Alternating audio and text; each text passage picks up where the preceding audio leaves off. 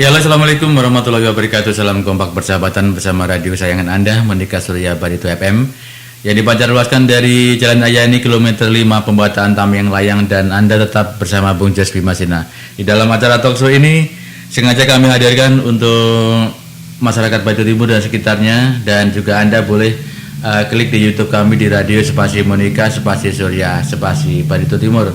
Dan untuk rekan-rekan dimanapun Anda berada, saya ucapkan salam kompak persahabatan bersama radio sayangan Anda.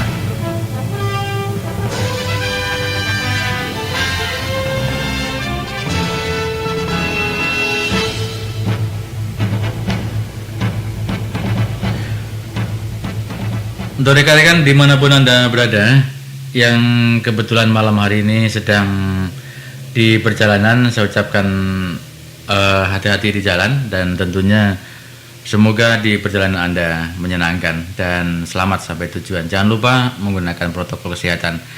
Di ujung telepon sudah ada beberapa orang yang sudah masuk. Di antaranya adalah ada Bung Yandi, ada Pak Cilik, ada Bung Badowo, dan ada Mbak Juwita. Saya sapa satu persatu dulu, dari senior dulu. Halo senior Bung Badowo, apa kabar? Assalamualaikum. Halo Bung Badowo, selamat malam Bung. Bung Badowo masih bisa mendengarkan? Halo, selamat malam.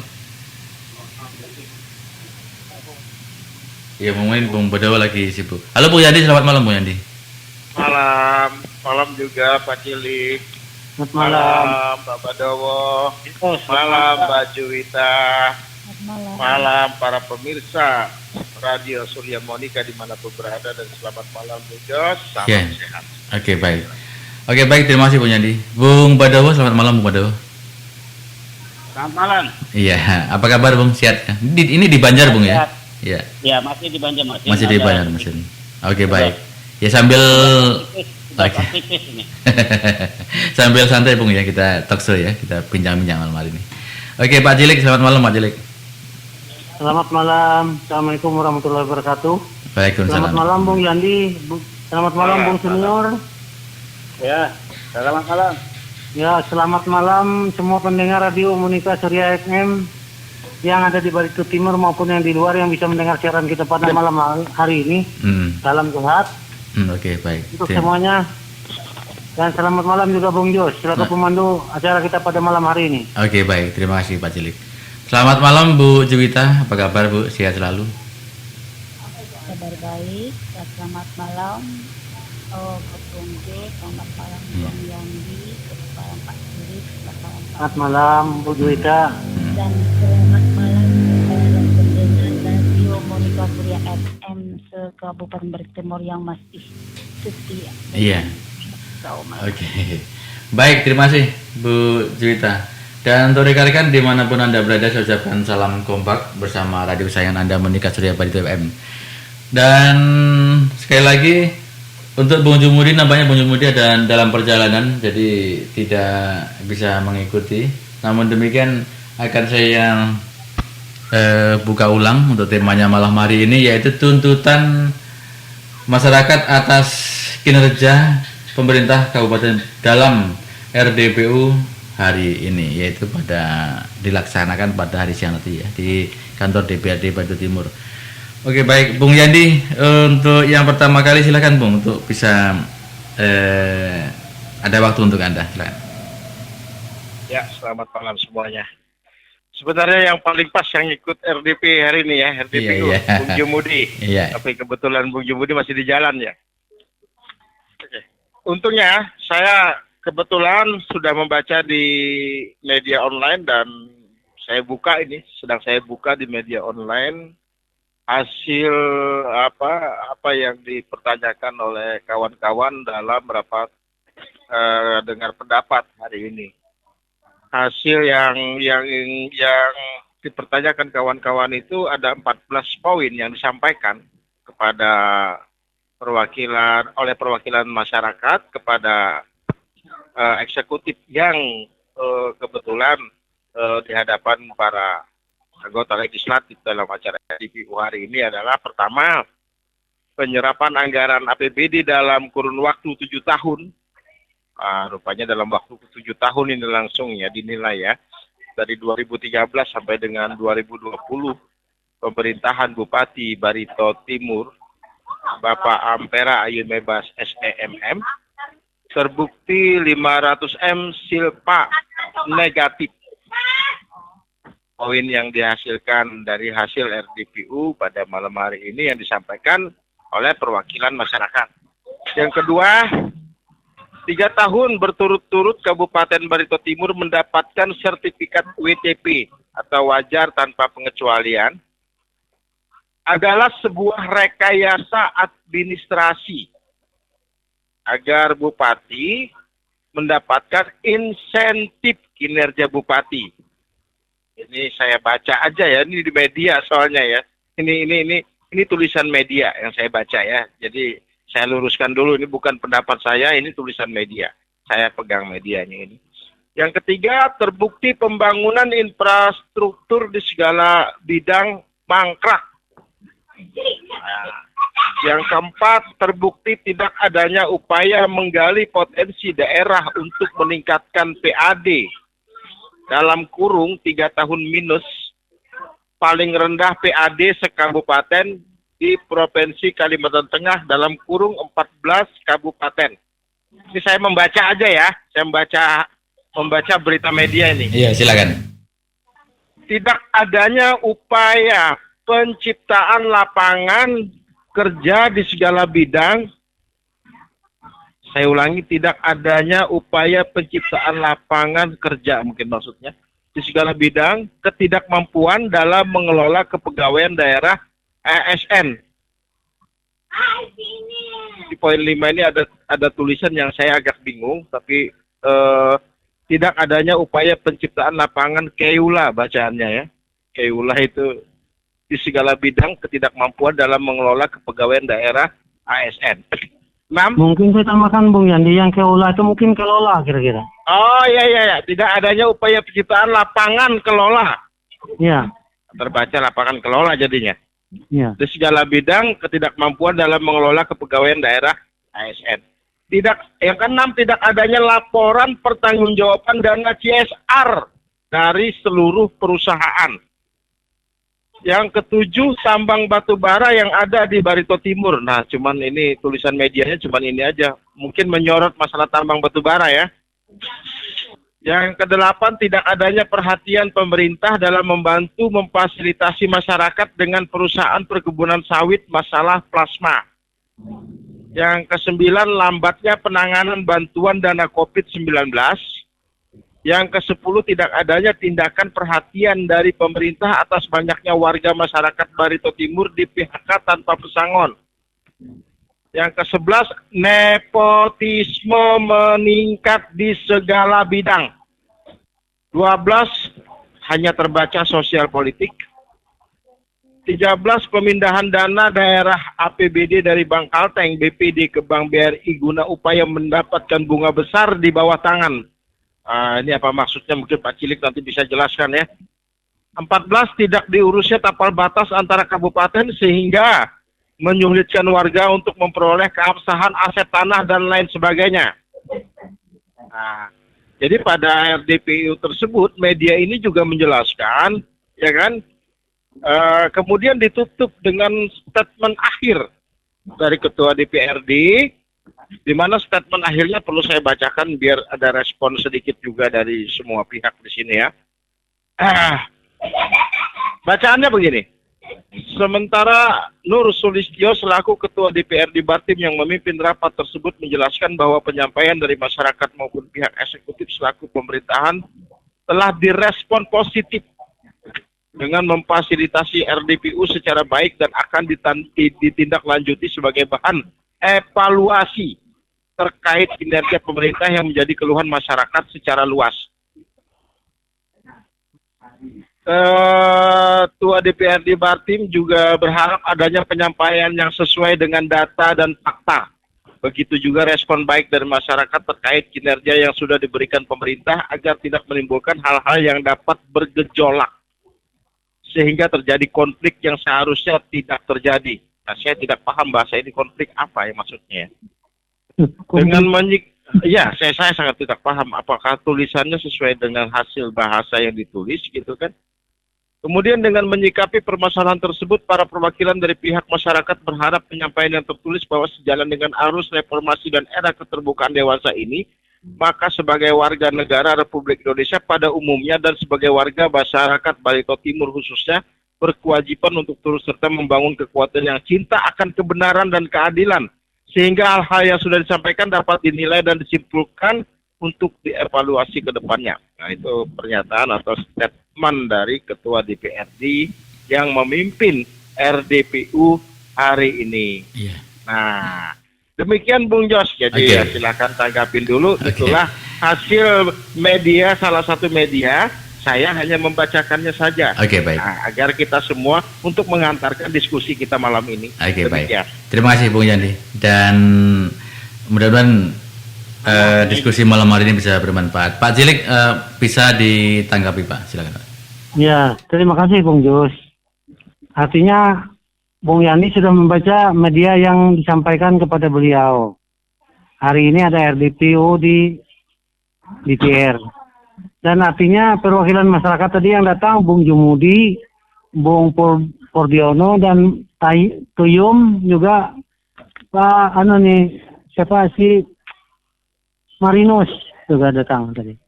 Jadi mereka berlima ini yang mewakili masyarakat menyampaikan unek-unek yang sebanyak 14 poin yang dibacakan oleh Bung Yandi tadi. Dan semuanya kami serahkan kepada pemerintah daerah karena kebetulan yang hadir Sekda beserta jajarannya yaitu asisten 1, asisten 2 dan juga kepala dinas PU, juga kepala dinas pertanian, juga kepala dinas sosial juga hadir tadi kan gitu. Sehingga tidak kami tahan-tahan masalah pertanyaan mereka, langsung saja kan dijawab oleh pihak eksekutif. Berkaitan masalah pembangunan yang masih mangkrak segala apa itu tadi kan yang disampaikan juga oleh perwakilan masyarakat kita, sudah dijawab oleh Sekda selaku pimpinan eksekutif. Dan termasuk juga Bung Yandi itu tadi masalah yang dana yang dideposito di BRI itu kan Ya. juga dipertanyakan masyarakat dan dijawab oleh Sekda bahwa semuanya itu sudah melalui pemeriksaan BPKP katanya kan gitu. Artinya bahwa itu sah-sah saja. Nah, jadi ini menurut penjelasan dari Sekda. Jadi kami tidak bisa ya istilahnya tuh membuat rekayasa jawaban lain kan gitu. Jadi yang disampaikan Sekda itu langsung juga diterima, artinya didengar oleh masyarakat kita kan gitu, perwakilan masyarakat kita. Nah, jadi masalah ini saya kira tadi cukup jelas panjang lebar dan kami di DPR tadi itu karena mereka langsung berhadapan hanya itu memberikan dorongan-dorongan terhadap pemerintah daerah untuk memperbaiki kinerja ke depan kan gitu.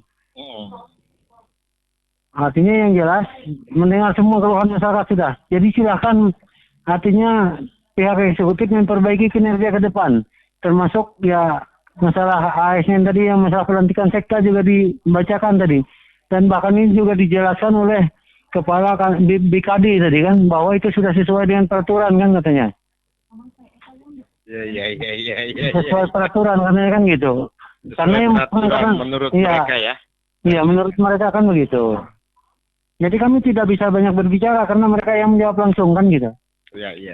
Hanya kami mendorong supaya kinerja pemerintah ke depan itu supaya lebih bagus untuk melayani masyarakat, karena yang namanya pemerintah itu adalah untuk pelayan masyarakat kan begitu, termasuk DPR juga. Makanya kami DPR itu kalau ada keluhan masyarakat, jadi kami panggil pihak yang mengeluh juga pihak yang terkait untuk sama-sama duduk supaya itu kan bisa istilahnya lebih jernih nantinya kan gitu. Betul. Yang jelas kami mendorong semua kinerja pemerintah itu supaya lebih bagus. Termasuk kami dorong juga kalau ada pembangunan yang mangkrak itu ada dana silpa dan lain sebagainya. Kenapa waktu mengajukan program kerja tahunan dari pemerintah daerah kan ke DPR itu semuanya lengkap. Kenapa pada ujung-ujungnya jadi silpa, kami bilang kan gitu. Ya kata mereka ya yang namanya di dalam perjalanan itu mungkin ada kendala dan lain sebagainya, masalah pelelangan dan lain sebagainya, sehingga banyak kegiatan itu yang tidak terlaksana katanya. Itu yang bisa menjadi silpa dananya kata mereka. Iya. Ini jawaban dari eksekutif kan begitu. Jadi biar masyarakat kita mendengar bahwa silpa itu memang harus ada kata sekda. Saya bilang ya silpa itu kalau memang silpa itu harus ada ya kami sepakat saja. Cuma yang namanya silpa positif jangan silpa negatif kan gitu. Ya. Iya.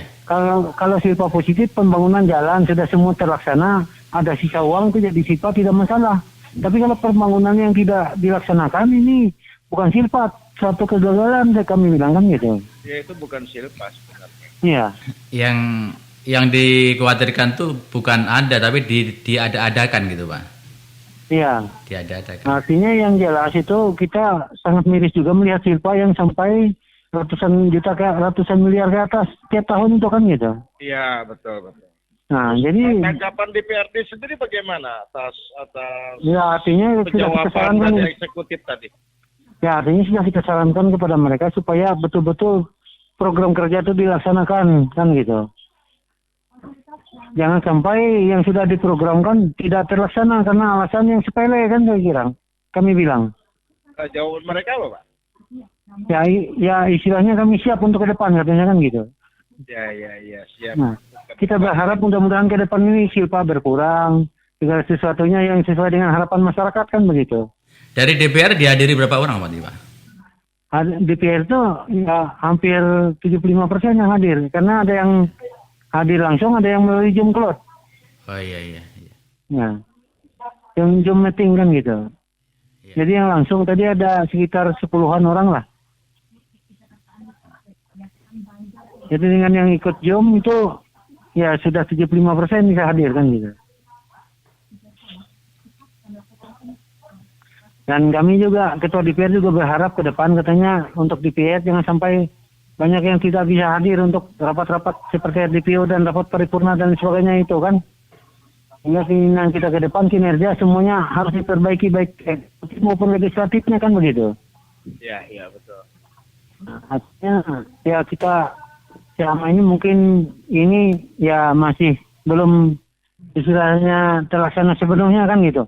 Hingga ke depan kita harapkan bahwa ini nanti betul-betul terlaksana sepenuhnya. Bahkan saya menganjurkan kemarin yang sering tidak hadir kalau ada RDPO dan lain sebagainya itu, kalau dia mencalon ke depan jangan dipilih lagi kan gitu.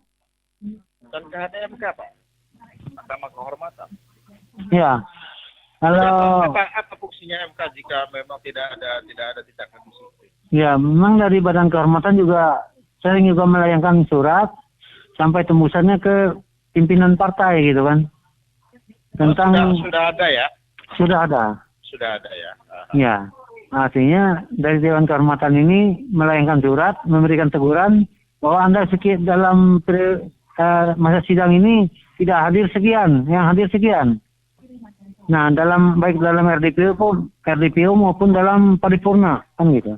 Ya, jadi dan itu semua ditembuskan kepada mendengar bahwa memang MK sudah bekerja menyampaikan teguran melalui surat kepada pimpinan DPRD, ya kan? Nah, mudah-mudahan teman-teman jurnalis bisa menelusuri ini siapa saja orang-orang yang suka tidak hadir gitu. Iya.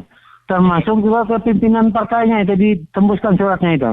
Iya, betul. Nah, karena kalau memang istilahnya mereka itu jadi pimpinan partai yang berhak untuk mempiawi mereka kan begitu. Betul. Jadi oleh sebab itu semua surat teguran dari Dewan Kehormatan tersebut itu disampaikan kepada Ketua DPR termasuk kepada pimpinan partainya. Nah, itu yang berkaitan. Jadi oleh sebab itu saya kira mengenai 14 tuntutan itu semuanya sudah ditanggapi oleh eksekutif dan kami legislatif memberikan masukan dan dorongan untuk pelaksanaan ini ke depan supaya lebih bagus lagi kan gitu. Jangan sampai terulang kejadian. Menurut Pak Cilik dari 14 poin yang dihasilkan tadi ada berapa poin yang sudah sebenarnya terrealisasi? Artinya semua poin yang dari 14 itu semua dijawab tadi. Oleh pihak eksekutif kan. Tapi realisasi ya misalnya ada jawaban bahwa kami sudah melaksanakan poin ini. Ada berapa poin kira-kira? Itu belum ada tadi. Yang jelas. Belum ada ya. Ya, yang jelas ke depannya kita harapkan baik dari masyarakat maupun kami di pihak perwakilan masyarakat juga mengharapkan itu supaya dilaksanakan gitu. Termasuk juga masalah pekerjaan pemborongan kan. Jadi kami minta supaya yang PL-PL-nya itu tidak usah sampai dilelang ke luar daerah kan gitu. Oh, Cukup gitu. pengusaha dalam daerah saja yang mengerjakan itu kan gitu. Apa jawaban mereka, Pak? Ya siap katanya kan gitu, termasuk kepala PO-nya tadi. Siap katanya. Oke, berarti kita mendengar dari Pak Cilik, malam ini ada permintaan DPRD, ada tanggapan dari DPRD bahwa pekerjaan-pekerjaan itu diusahakan, apalagi PL-PL tidak perlu untuk kontraktor dari luar. Iya. Kita Iya. buktikan kesiapan mereka atas jawaban mereka hari ini ya Pak ya, nanti ke depan. Iya. Dan kami minta kepada sekda tolong sampaikan kepada bupati, kami bilang kan gitu. Iya. Nah, jadi supaya pengusaha lokal kita bisa hidup kan begitu. Oke. Kalau masalah deposito bagaimana Pak? Nah, kenapa Bung Yandi? Kalau masalah deposito, Pak. Kalau masalah deposito, saya kira saya tidak berani banyak ngomong karena kata Pak Sekda itu tadi sudah semuanya sudah diperiksa oleh BPKP katanya kan gitu. BPKP itu kan badan audit yang sah untuk nasional kan, kalau mereka sudah sepakat berarti itu sesuai aturan, saya kira gitu kan. Oke. Berarti kita catat dulu Pak ya, Iya, bahwa menurut mereka, ya iya. kan, Menurut mereka kan sudah gitu. sah karena sudah Iya. diperiksa BPKP. Menurut Iya. mereka ya. Oke. Ya, kalau itu menyalahi katanya pasti jadi temuan kan begitu.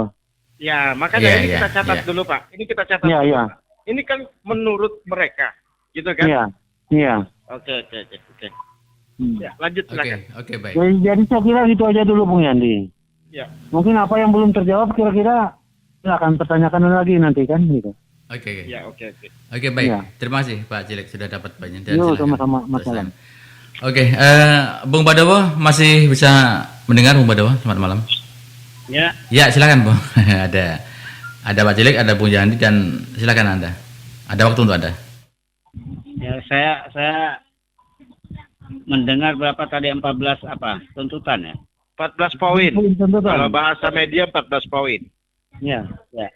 Justru poin-poin pentingnya tadi saya kurang jelas di sini karena ada sedikit gangguan. Ini baru Oke. jelas suaranya. Oke. Apa poinnya yang penting?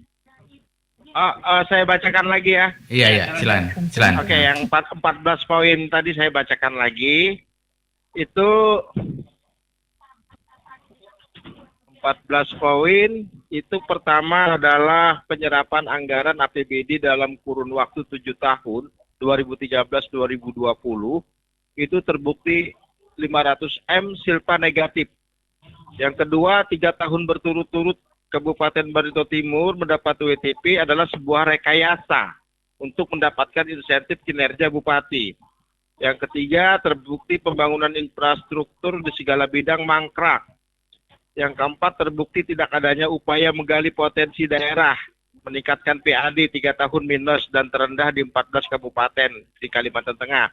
Yang kelima, tidak adanya upaya penciptaan lapangan kelola di segala bidang dan ketidakmampuan dalam mengelola kepegawaian daerah ASN. Yang keenam, tidak adanya laporan pertanggungjawaban dana CSR dari seluruh perusahaan. Yang ketujuh, ini bacaannya cuma tambang batu bara yang ada di Barito Timur. Tidak adanya perhatian pemerintah. Yang ke-8, membantu memfasilitasi masalah plasma. Kemudian yang ke-9, lambatnya penanganan bantuan dana COVID-19. Yang ke-10, tidak adanya tindakan perhatian dari pemerintah. Banyaknya masyarakat Barito Timur di PHK tanpa pesangon. Yang ke-11, nepotisme meningkat di segala bidang. Yang ke-12, terbaca hanya sosial politik.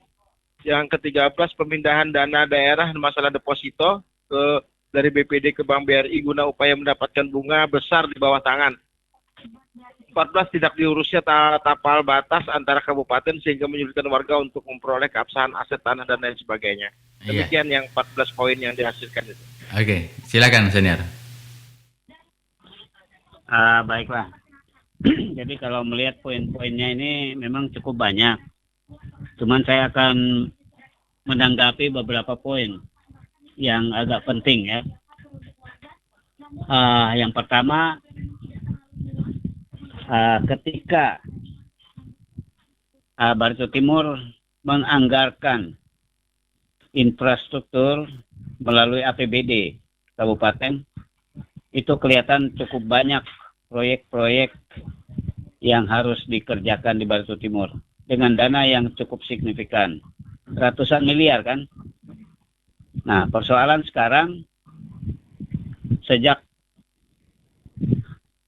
8-9 tahun terakhir ini kontraktor lokal itu semua tiarap. Tiarapnya kenapa?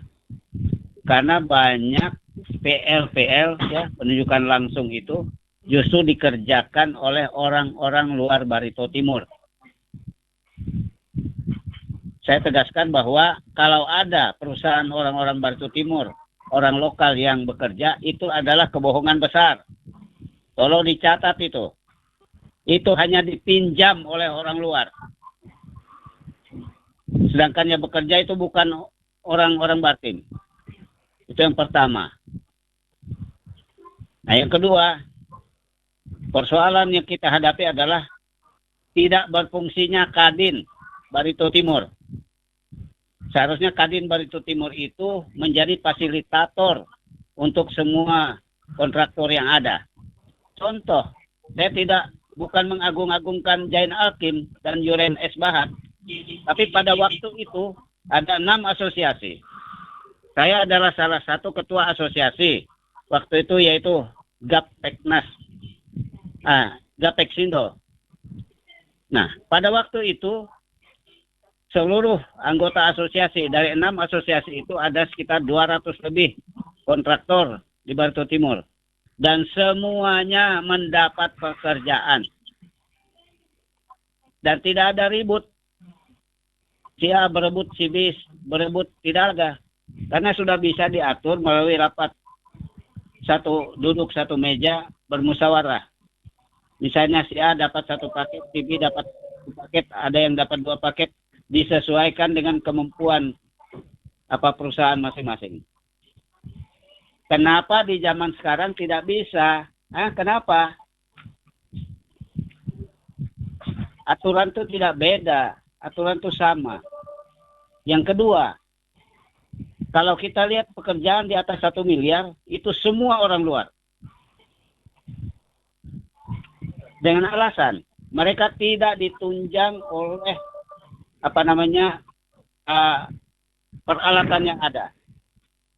Misalnya dikatakan kita tidak punya AMP, kita tidak punya alat berat dan lain sebagainya. Tapi kenapa di zaman Pak Jain Alkim dan zaman Pak Yuren S. Bahat itu bisa? Kenapa? Karena waktu itu ada ketegasan dari Bupati, orang luar boleh bekerja, tapi bekerja sama dengan kontraktor lokal. Perusahaannya yang bekerja tetap kontraktor lokal, Bartim. AMP dan lain sebagainya, misalnya aspal, mixing itu didatangkan dari luar. Bisa kok. Kalau sekarang nggak bisa, apa aturan yang dulu itu beda dengan sekarang? Itu persoalan-persoalan. Nah, apa implikasi dari semuanya ini? Implikasi adalah semua uang APBD yang dianggarkan hampir 0,5 triliun itu digunakan untuk membangun infrastruktur, tapi dinikmati oleh kontraktor luar. Akibatnya apa?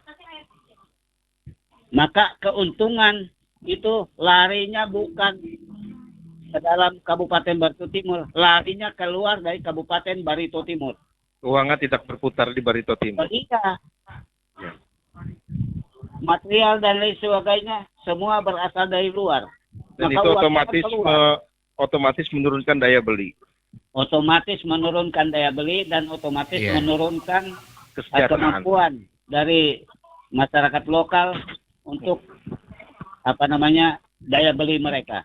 Iya. Karena uang yang sekian ratus miliar itu akhirnya berputarnya keluar. Kemudian PPN 10%. Termasuk tenaga kerjanya juga dari luar. Ya. Alat angkut seperti mobil dan sebagainya kan dari luar semua. Alat angkutnya semua dari luar. Ya. Nah, ini yang tidak masuk akal sebetulnya. Dan PPN 10% lari keluar. Loh iya. PPN PPH-nya semua keluar. Artinya 500 juta atau 0,5 triliun kali 10%. Ya sudah berapa miliar? berapa 50 M itu lari keluar. Dibawa lari keluar. Iya. Seharusnya menjadi Saudara berbagi tahu nggak? sebagai perimbangan lagi. Iya betul. Anda tahu nggak? Ketika kami ribut-ribut di dalam Batim sini mencari 1-2 paket pekerjaan, di luar mereka sambil ngopi di warung di Tanjung. Kontraktor besar di luar ini, mereka sambil ngopi di Tanjung sambil bercanda. Hah, katanya lihat tuh bubuhannya itu, nah bacakut papadaannya.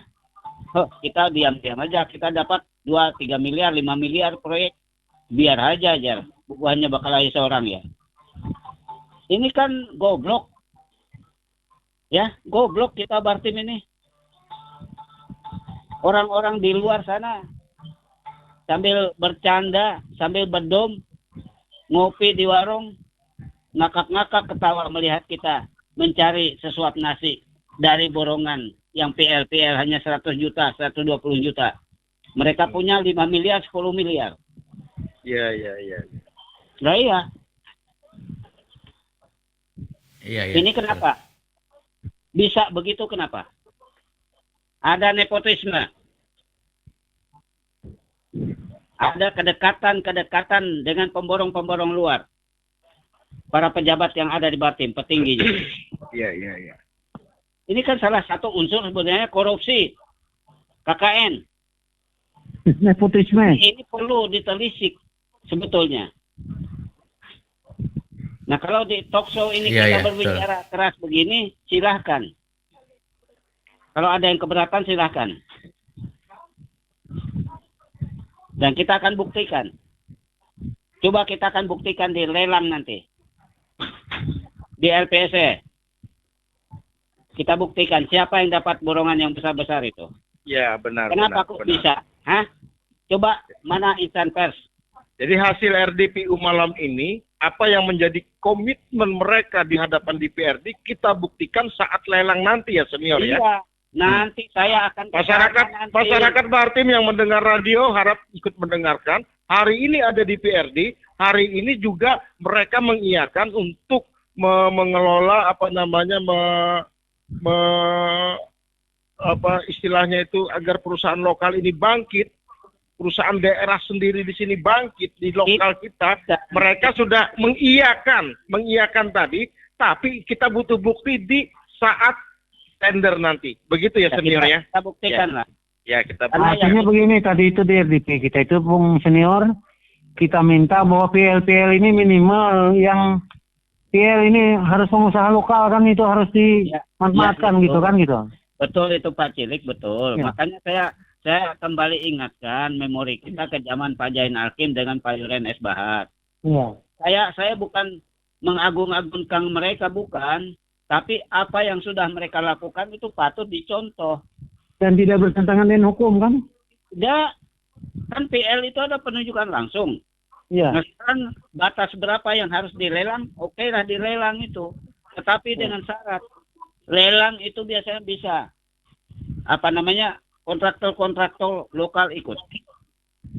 Nah kalau katanya, itu bebas, karena itu ditayang, betul bebas. Saya tanya sekarang, ada berapa banyak kontraktor Barito Timur bisa bekerja di Tabalong atau di Hulu Sungai Utara? Saya mau tanya. Berani kita masukkan lelang di sana? Berani? Hah? Berani nggak? benar juga Coba ya. dicek sama mereka. Di sini aja kita manut-manut aja di Barito Timur ini. Di Banjarmasin ini saya ada di Banjarmasin sekarang. Kalau itu pekerjaan di Kota Madia Banjarmasin, di samping rumah saya kan ini bikin jalan gang. Yang kerja orang Kota Madia Banjarmasin. Kalau yang kerja orang Marabahan, dicekek itu orang-orang itu. Iya, benar. Iya, katanya kok kalian kerja di sini, kami aja kurang. Kok kalian masuk ke sini? Kami nggak ada masuk ke daerah Marabahan kan? Aturlah daerah masing-masing. Harusnya kan begitu. Etika antar pengusaha itu ya. Ya, itu juga harusnya difasilitasi juga oleh pimpinan daerah. Ya harusnya. Kenapa di tempat lain bisa, di kita kok nggak bisa? Nah, Kenapa di itu. Tabalong bisa? Orang Bartim nggak ada yang memborong di Tabalong. Ya, saya bermain kata-kata. Begitulah. Jadi menjadi pimpinan daerah itu harus betul-betul punya komitmen untuk membangun daerahnya, untuk mensejahterakan masyarakatnya. Itu seharusnya. Apapun risikonya seorang pimpinan daerah, dia harus membela masyarakatnya. Jadi masyarakat Bartim juga harus turut mendengar ya, bahwa apa yang disampaikan senior kita Pak Badowo ini sebagai pendiri Bartim, sampai kapanpun, sampai beliau masih bernapas, beliau tetap akan berteriak menyuarakan keadilan ini. Jangan bilang, Pak Iya. Badowo itu sudah tua. Enggak ada urusan tua sama saya. Saya belum merasa tua kok. Iya, betul. Saya merasa semangat saya masih muda. Kenapa? Saya punya semangat dengan teman-teman yang sudah berjuang untuk membangun Bartim ini. Kami tetap komitmen. Saya teringat kata-kata Siapapun bupatinya, siapapun pimpinan daerah dan petinggi-petingginya, apabila hal itu menyimpang dari apa yang dicita-citakan para pendiri, kami akan berteriak dengan keras. Iya. Betul. Kami tidak akan diam. Dan saya sudah sampaikan kepada Bung Yandi, Bung Jos juga, Radio Menika, dan teman-teman yang lain, Pak Cilik dan sebagainya. Saya ini aktivis bukan hanya di Barito Timur, bukan hanya di Kalimantan Tengah, tapi juga di Kalimantan Selatan ini. Ini saya diundang, misalnya di KNPI, senior-senior KNPI di sini, mengundang saya untuk berbicara bagaimana Kalimantan Selatan. Saya tetap dipakai di sini. Iya.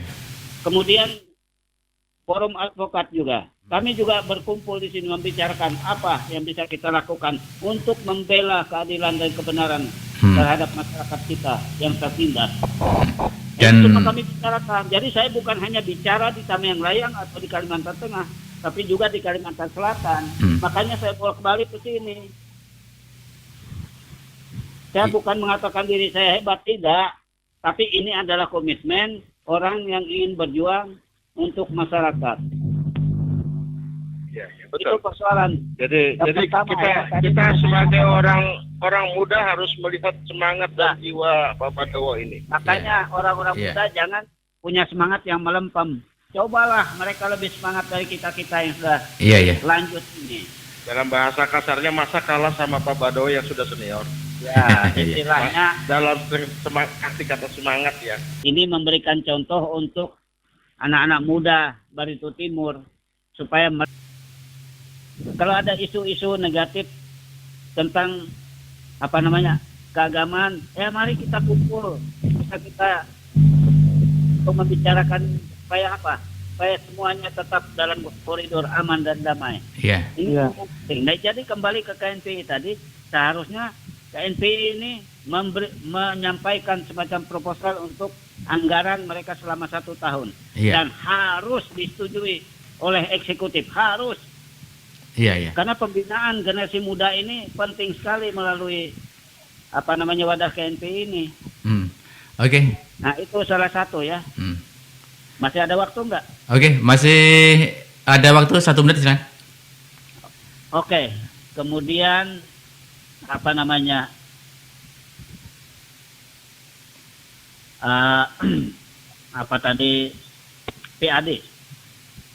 rendah. Memang kalau saya lihat PAD kita kelihatannya paling rendah di Kalimantan Tengah. Nah, pembangunan infrastruktur juga mungkin urutan kedua paling bawah. Paling bawah ya, bukan paling atas. Pada tahun 2007 ya, ketika Bartim ini baru berjalan 5 tahun lebih, saya melakukan pengecekan di Kementerian Dalam Negeri di bagian monitoring dan evaluasi. Ternyata Kabupaten Barito Timur itu waktu itu ya menduduki ranking kedua terbaik pembangunan infrastruktur tahun 2007-2008. Saya utusannya. Iya. Karena saya waktu itu adalah ketua komite yang masih juga bertugas. Dan tugas saya ditandatangani oleh almarhum Epsandio sebagai sekda. Dan biaya saya ke Jakarta pulang pergi juga ditanggung oleh pemerintah daerah. Nah, setelah sekarang saya mendengar ternyata kita justru paling rendah dari 8 kabupaten pemekaran. Iya. Dan kemarin saya lewat di Pulang Pisau, saya coba iseng-iseng melihat, waduh, betul-betul sangat membanggakan pembangunan mereka. Pembangunan mereka di Pulang Pisau itu Pak Senior banyak yang menggunakan dana APBD provinsi gitu. Disumbangkan untuk Pulang Pisau kemarin. Ya, jadi begini mungkin ya. Ya. Waktu itu alasan Pulang Pisau pada tahun 2007-2008 karena mereka tidak punya tanah dataran tinggi, tidak seperti Barito Timur, tanah pegunungan. Mereka kalau mau membangun, mereka harus menutup rawa. Jadi harus membawa laterit, bawa pasir dan lain sebagainya dari Kalimantan Selatan untuk menimbun rawa-rawa. Makanya selama 3 tahun kerjaan mereka bukan membangun tapi menimbun rawa. Karena sesuai dengan geografis mereka. Tapi bisa sukses ya. Tapi sekarang coba lewat dari Palangkaraya, coba singgah ke komplek perkantoran mereka. Ada saya unggah di WA saya. Ada saya kirim ke radio. Iya. Bagaimana bagus pembangunan mereka. Rata bagus sekali. Nah, mereka itu Pak Senior setiap tahun minimal 5 miliar dana dari provinsi dikucurkan ke situ. Iya. Untuk membantu kabupaten itu kan? Itulah. Mereka punya kucuran dana dari provinsi, mereka gunakan semaksimal mungkin untuk membangun. Bukan hanya 5 miliar. Hasilnya kelihatan. Bukan hanya 5 M. Bukan. Mungkin lebih. Besar sekali. Ini kita banggakan. Minimal itu hanya di 5 miliar kan mereka tiap tahun tuh. Nah, sementara kilas balik Barito Timur yang akan melangkah ke tahun berapa ini? Ini 19 tahun ya. Iya, 19 tahun. Itu Mekar sama rata dengan kabupaten lain.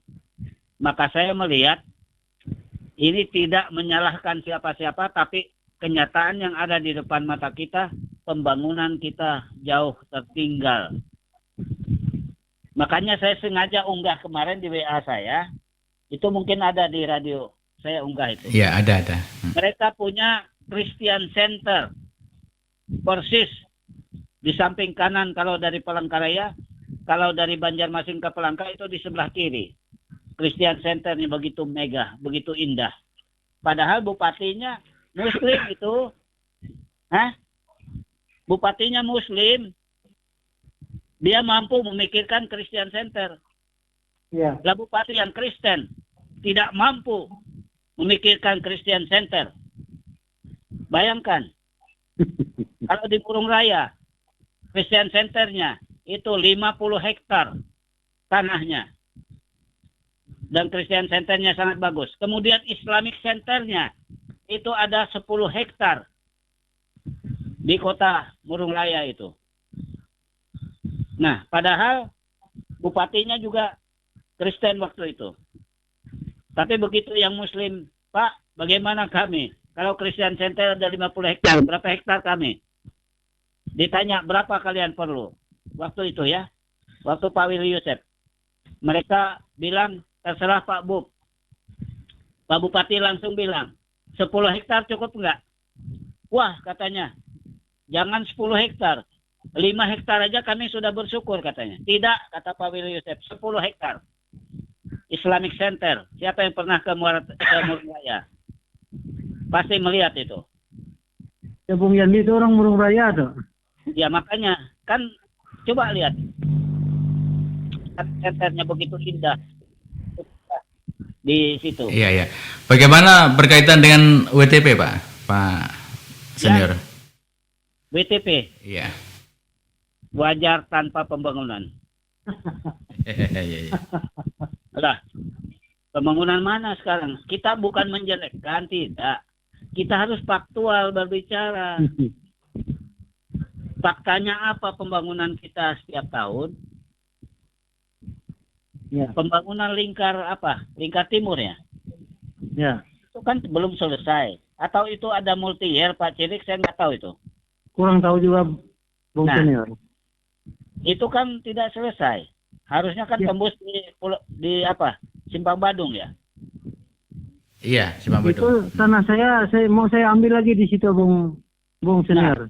Karena itu tidak kan dimanfaatkan bujur-bujur kan gitu. Ya, Iya, banyak iya, iya, iya. masyarakat Hmm. yang tergerus di situ. Iya. Nah, itu kan mangkrak. Di Kemudian lintang di bangunan apa yang bagian selatannya kan rencana didanai dari juga. rencana dari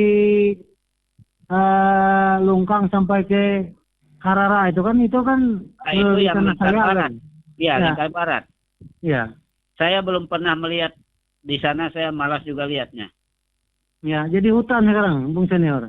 Jadi kan rencana-rencana ini planning tata kota di Kabupaten Batu Timur khususnya untuk ibu kota Tamiang-Layang, saya tidak melihat sejauh mana bagusnya. Iya. Makanya saya bandingkan dengan Pulang Pisau tadi. Prestasi itu bukannya tergantung dari seorang profesionalisme dan kemampuan kepala Bapeda untuk merancang sebuah kota bagaimana agar bisa maju dan tidak tertinggal, Senior. Iya, namanya saja. Kuncinya kan namanya sebenarnya ada di Bapeda. Sekarang pertanyaan saya, Bapeda ini bagaimana sih menentukan rancangannya perencanaannya untuk pembangunan daerah Batim? Siapa sih yang pegang selama ini yang paling lama? Ya, itu kan Sekda kan. Oh, Yang Sekda sekarang kan.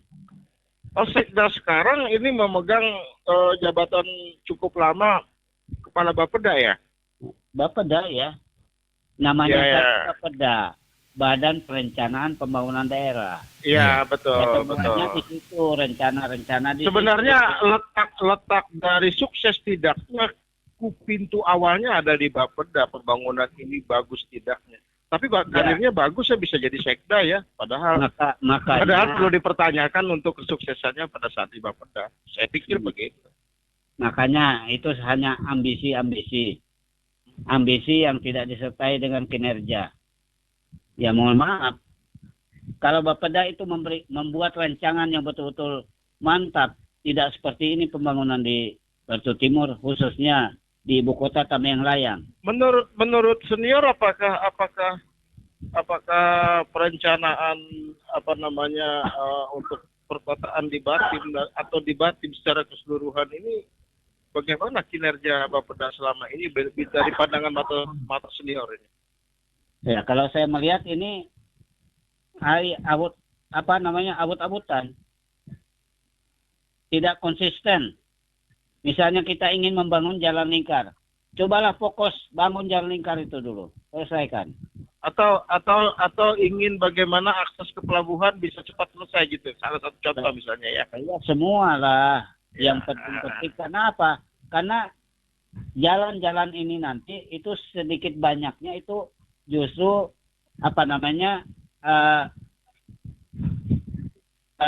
menimbulkan dampak untuk pendapatan asli daerah. Seperti pembangunan ke pelabuhan misalnya, karena berbicara pelabuhan tadi. Kenapa CPO kita justru dikapalkan lewat Buntok? Itu kan tanda tanya besar. Padahal itu salah satu pemasukan ya. Lah iya. Coba kalau kita manfaatkan pelabuhan yang ada di Telang Baru. Nah, kemarin begini Senior. Kemarin itu waktu kita talkshow bersama Pak Wahyu Dianor sama Pak Haji Cilik gitu kan. Sempat terbersit saya bertanya kepada legislatif kita. Kemarin ada membahas masalah PDAM, begitu kan? Oh ya. Apakah kita berkarir di Batim ini harus memiliki sikap yang dalam pandangan umum itu tidak berhasil, tapi karir kita bagus, gitu. Nah, saya teringat lagi malam ini, apakah seperti misalnya Bapeda, harusnya kan kalau berhasil, maka kota Batim ini, ya kan, itu menjadi suasana kota yang baik, bagus, bersih, indah, maju, begitu kan, sesuai dengan visi dan misi yang dibangun, gitu kan. Nah, apakah memang harus bersikap seperti ini untuk berkarir di Batim, harus terlihat seperti ini, gitu, agar karir bagus, gitu. Terlihat gagal. Iya, maksudnya kalau dalam pandangan umum ya, saya hanya bertanya ini, Senior, ya kan? Apakah memang harus begini sehingga karir kita bisa bagus gitu loh? Jadi tidak perlu ada prestasi, malah jungkir balik nanti karir kita. Iya. Jadi kan begini, ini kan penilaian pribadi. Ya, penilaian pribadi, tidak penilaian secara teknis, kemudian secara rasional dan intelektual. Jadi penilaian-penilaian ini hanya bersifat pribadi. Bahwa seseorang itu berprestasi, tetapi masyarakat melihat tidak ada prestasi. Ya kalau berprestasi artinya Bartim tidak seperti ini gitu Ya kan. justru itu. PDAM tidak seperti ini gitu Justru kan. itu, Tapi makanya justru orang-orang yang seperti ini karirnya bagus. ya karirnya bagus karena kedekatan. Iya. Saya lihat bukan prestasi, karena kedekatan pribadi. Oh berarti kalau kita berkarir di Bartim, kalau misalnya memiliki kemampuan dan potensi, justru ini bisa menghambat ya seseorang. Tidak diperhatikan. Tidak diperhatikan maksudnya Tidak begitu kan? diperhatikan. Nah, padahal kalau berprestasi itu justru itu yang harusnya memegang jabatan-jabatan strategis di Bartim. Iya. Berbicara mengenai PDAM, saya ingin tahu berapa banyak sih langganan PDAM di kita tidak bicara Bartim, di Tamiang Layang. Karena air Tamiang Layang kan tidak dikirim ke Ampah kan? Iya. Tidak. Hanya seputar Tamiang Layang. Nah, Tamiang Layang Jadi kemarin itu pemilihan sekda bertentangan dengan Perpres, bagus terjadi kepala kok. Ininya ya, yang dapurnya ASN gitu kan. Prestasinya berarti kan bagus. Harus seperti itu, jadi prestasi bertahan gitu sepertinya. Jadi ya Karir bertahan bagus karir gitu. Saya nyengir aja kalau lihat hal-hal seperti ini. Justru apalagi kata Pak Cilik tadi sudah sesuai aturan dari awal sampai Z gitu loh ya kan. Ya. Nah jadi Iya. jadi apakah memang harus bersikap seperti itu untuk menjaga karir yang bagus di Bartim? Iya. Itu pertanyaan kalau yang menurut saya sih tidak. Oke. Karir itu ditunjukkan dengan kinerja dan hasil outputnya. Nah itu yang dilihat. Masyarakat kan bisa melihat. Masyarakat tidak bisa dibodohi sekarang. Iya. Masyarakat tidak bisa ditutup matanya. Itu Karena yang saya tanya dengan senior. Ya, karena masyarakatlah yang merasakan hasil pembangunan di Baru Timur. Nanti katanya akan di-launching itu nanti hasil pembangunan dalam angka. Masyarakat tidak perlu angka. Masyarakat perlu makan. Perlu perutnya kenyang. Bukan perlu angka. Bukan perlu WTP. Apa korelasinya WTP dengan kemakmuran? Ini yang penting. Jadi kalau saya merasa tidak perlu mengejar WTP itu. Yang kita kejar bagaimana kita memberi kekenyangan kepada perut masyarakat yang lapar. Itu baru prestasi. Prestasi ya. Terus kalau lancar untuk menyalurkan misalnya beberapa program yang menjadi arahan, itu juga menjadi sebuah prestasi ya, seperti program ayam kemarin. Nah sekarang kalau gagal, prestasi itu. Tapi kan tetap bertahan. Ya tetap bertahan, karena apa? Karena sudah kadung diluncurkan. Malu kalau dibatalkan. Tapi kan prestasinya bagus jadinya ya. Ya sudah dinikmati belum? Artinya karirnya bagus jadinya kan? Ya harus disurvei. Iya. Keberhasilannya sejauh mana keberhasilannya? Ayam kemarin. Keberhasilannya ayamnya tidak bisa bertelur karena yang dikasih ayamnya yang tua-tua. Ya. Makanya apalagi yang begitu. Iya. Oke. Ya. Jadi kan harus ada penilaian yang objektif terhadap apa yang dilakukan. Berarti benar ya senior bahwa untuk berkarir di Barito Timur ya harus menunjukkan prestasi-prestasi seperti yang mereka tunjukkan. Iya. Sebagai kepala Bapeda yang berapa tahun, ya kan? Nah keadaan Bartim begini, begitu kan? Ya. Nah, itu. sebagai direktur PDAM yang berapa tahun, nah keadaan air dan kualitasnya begini, gitu kan? Betul. Nah, Jadi kalau ngomong lagi ke PDAM saya jadi gergetan. Iya. Kita bayar terlambat diberi peringatan mau dicabut. Tapi PDAM-nya jalan 2 hari sekali. Malah ada di tempat lain saya dengar 3-4 bulan nggak jalan. Iya, Untung betul. itu kalau mau baru diperingati. Kemarin sempat diajukan usul untuk dijaksakan kan gitu. Lah jadi begini, ini kan Ya. persoalannya. Saya ingin menghubungi YLKI Kalimantan Tengah. Saya belum tahu Ya. siapa ketua YLKI-nya. Saya akan melalui YLKI untuk melakukan tuntutan ke Direktur PDAM. Artinya rencana mereka mau menjaksakan itu kemarin Pak Senior, saya yang pertama kali menentang itu. Dari Artinya mana jangan, dasarnya kan gitu. menjaksakan? Dari mana dasarnya menjaksakan, Pak? Ya kalau tidak bayar sampai sekian bulan kan gitu. Kalau Oh, tidak iya. bayar sekian bulan, itu adalah kewenangannya kena denda atau dicabut. Dicabut. Iya ya. itu saja saya bilang kan gitu, didenda atau Iya. dicabut, jangan dijaksakan dari, dia ma- bilang. dari mana dasarnya itu? Ya kurang Apa? tahu lah pemikirannya kan gitu. Yang mikir itu siapa Pak Celek? Direkturnya. Ya jadi gini aja. Nanti Mungkin begini, direkturnya yang- Pak. Mungkin begini maksudnya. Mungkin kerjasama dengan pihak kejaksaan untuk melakukan misalnya tagihan yang tertunggak. Iya Ya. mungkin begitu kira-kira. Tapi kalau ada unsur hukum lain, enggak lah. Iya. Saya pikir Makanya enggak saya itu. yang Pakai pertama aturan menentang mana waktu itu, Pakai aturan mana? makanya yang pertama menentang waktu itu saya. Supaya jangan sampai kerja sama dengan jaksa urusan PDAM kan gitu. Pak Cilik, Ya. kenapa Pak Cilik waktu itu tidak menyampaikan informasi ini ke saya? Kalau mereka mau menjaksakan orang-orang yang tidak bayar. Sekarang saya bertanya, apabila oknum Direktur PDAM dan jajarannya melakukan penyimpangan, siapa yang dijaksakan? Masyarakat atau mereka? Ya, betul. Ini saya sedang berhubungan dengan YLKI Kalimantan Tengah. Dan berhubungan dengan persoalan kerugian PDAM, kan begitu ya sendiri ya? Ya, jadi saya sedang menelisik dengan YLKI Kalimantan Tengah kinerja dari PDAM sesuai dengan aturan yang ada. Sebab kalau Iya, ada iya. penyimpangan, saya minta YLKI melakukan tuntutan hukum ke PDAM Batu Timur, khususnya di Tamiang Layang. Jadi jangan Ya. seenaknya Iya. mau menjaksakan orang-orang tidak bayar. Lah, mereka koreksi diri dong. Artinya Dengan bukan menjaksakan seperti kata Bung Yandi tadi, Bung Senior. Mereka Ya. mau kerjasama dengan jaksa kan? Berarti Ya, kan mau boleh. menjaksakan kan gitu. kerjasama. Nggak masalah.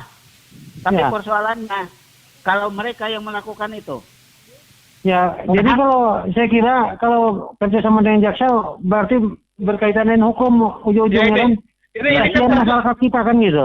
enggak begitu, bukan begitu. Ini kan pernah persoalan masalah ini kan misalnya pernah saat ini misalnya seperti BPJS itu kerjasama dengan pihak kejaksaan gitu kan untuk melakukan penagihan-penagihan yang tertunggak begitu kan. Tapi enggak juga sampai harus ke penuntutan yang itu enggak. Mereka hanya sebagai petugas negara dalam pengertian memberikan arahan nanti, memanggil semua pihak, ya kan? Nah, tolong dibayar. Bayarnya pun kadang-kadang misalnya saya pernah dipanggil ke masalah lain persoalan ini, dicicil saja gitu loh, ya kan? Jadi pengertiannya itu kerjasama, ya kan? Tapi dalam hal supaya masyarakat ini bagaimana solusi cara membayar yang ringan. Iya, Saya betul. pikir Iya. itu. Kalau persoalan masalah dijaksakan itu terlalu jauh kita berpikir. Oke. Tapi yang jelas begini Bung Yandi. Kalau urusan PDAM ini sebenarnya cukup direktur saja memberikan sanksi dan bahkan terakhir pencabutan gitu. Kenapa harus ada dilibatkan jaksa? Terlalu banyak kerjaan jaksa kita kan gitu. jadi Ya, itu menunjukkan kinerja oknum Direktur PDAM ini tidak maksimal. Ya, kan Sebenarnya kalau kan mereka nanti bisa ya. kalau mereka bisa bekerja sesuai dengan sistem yang ada, apalagi dengan aturan hukum yang ada, itu kan tidak perlu bawa-bawa jaksa. Iya. Tetapi Makanya saya pikir tidak perlu bawa jaksa kan gitu. Ya, itu persoalannya intinya tuh. sekarang kan begini, ini kan pelayanan terhadap masyarakat ya. Iya. Nah, masyarakat juga menilai sejauh mana pelayanan PDAM ini mampu menjangkau mereka. Ya kalau misalnya air aja gatal kalau pakai mandi, tidak bisa untuk masak. Kami tidak pernah masak pakai air PDAM, mohon maaf. Iya. Kami hanya cuci piring sama cuci pakaian. Kalau mandi pun tidak dipakai. Kenapa? di badan terasa lengket. Kadang-kadang cucu saya merasa gatal. Iya. Ada apa? Berarti air PDAM ini baku mutunya tidak sesuai kualitas yang diinginkan. Iya, iya. Ini bisa dituntut loh oleh YLKI. Bisa. Iya. Lo jangan main-main. Ini saya sedang merencanakan dan melihat apa saja kelemahan dan kekurangan PDAM. Padahal dana yang dikucurkan ratusan miliar. Kalau tidak salah dari DPRD persetujuannya untuk suntikan PDAM berapa Pak Cilik? Dana 6 hibah. miliar kemarin, tapi itu masih ditunda itu. Ya, tapi tahun-tahun sebelumnya kan masuk. Ya. Nah, kenapa kualitas air PDAM itu tidak bisa meningkat? Makanya dalam rapat kerja kemarin kami minta supaya direkturnya itu diganti dengan sama Sekda kemarin kan. Ya harus. Tapi kan katanya nggak ada orang lain yang lebih pintar. Artinya diadakan seleksi terbuka, tidak perlu ASN kan kami Iya. sarankan gitu. Oh, iya. Direktur PDAM itu tidak perlu harus ASN. Iya. Nah sekarang kan dia rangkap jabatan. Nggak tahu sekarang masih ada PLT dia di PO, Hah. di POPR sama di ini apa? PLHD. PLHD. Oke. Karirnya bagus sebagai sekretaris sekarang malah di Iya. DLH. Di mana? Di DLH. Di PLHD ya.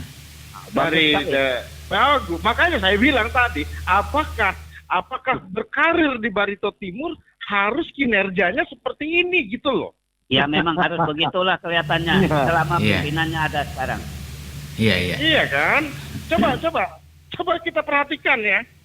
Apakah berkarir di Barito Timur sebagai ASN gitu kan, seharusnya dengan kemampuan dan profesionalisme dan prestasi yang bagus, ya kan? Tapi justru karirnya bagus gitu loh. Iya. Yang karir bagus itu Bung Yandi adalah mereka yang lidahnya panjang untuk menjilat. Iya. Nah, itu baru benar. Itu baru Iya, benar, iya. Pak Cilik. Oke. Kalau Orang-orang yang orang-orang yang pintar menjilat, Oke. pintar mabuk, itu Iya. yang karirnya bagus. Oke. Ada SMS senior ya, saya baca dulu ya.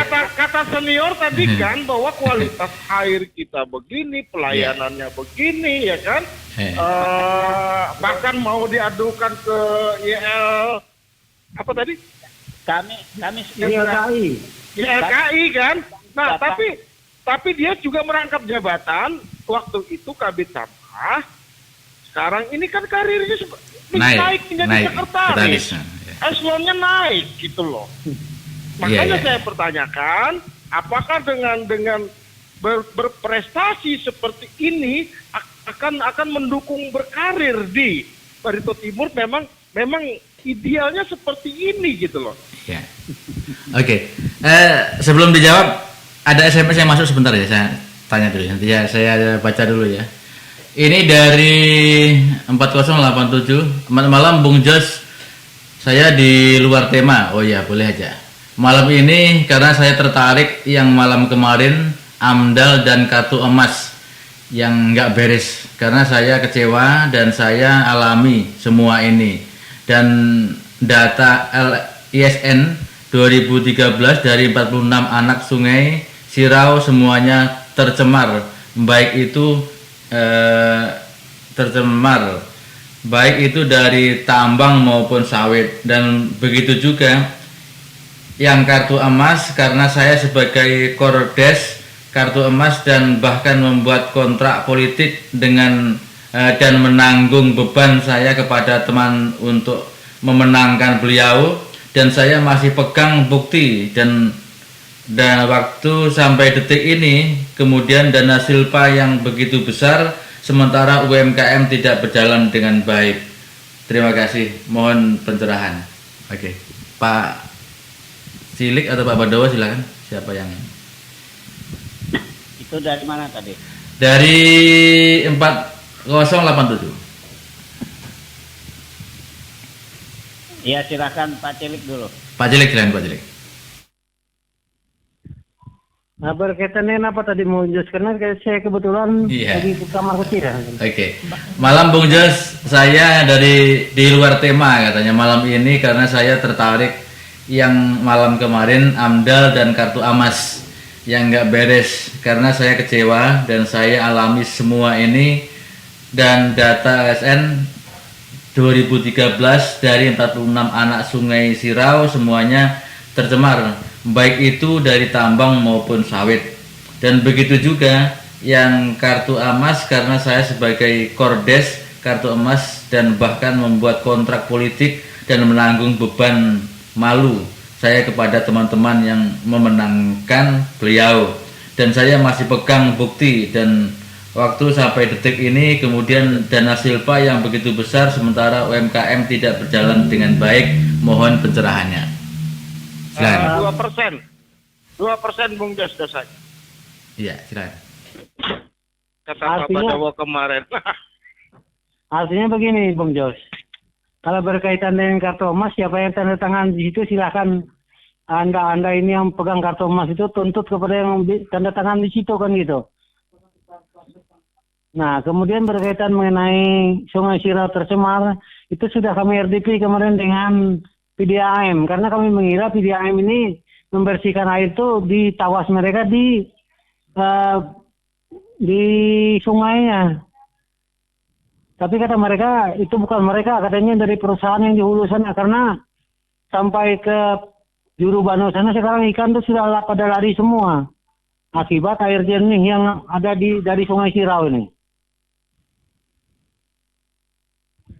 Ya. Nah, jadi kalau berkaitan dengan kartu emas, saya kira termasuk Bung Senior kita yang bisa menjelaskan ini, karena Bung Senior termasuk ketua tim kampanyenya gitu. Iya. Katanya 2% Bung Senior ikut berdosa. Saya 2% juga. Oke, Senior silakan Bung.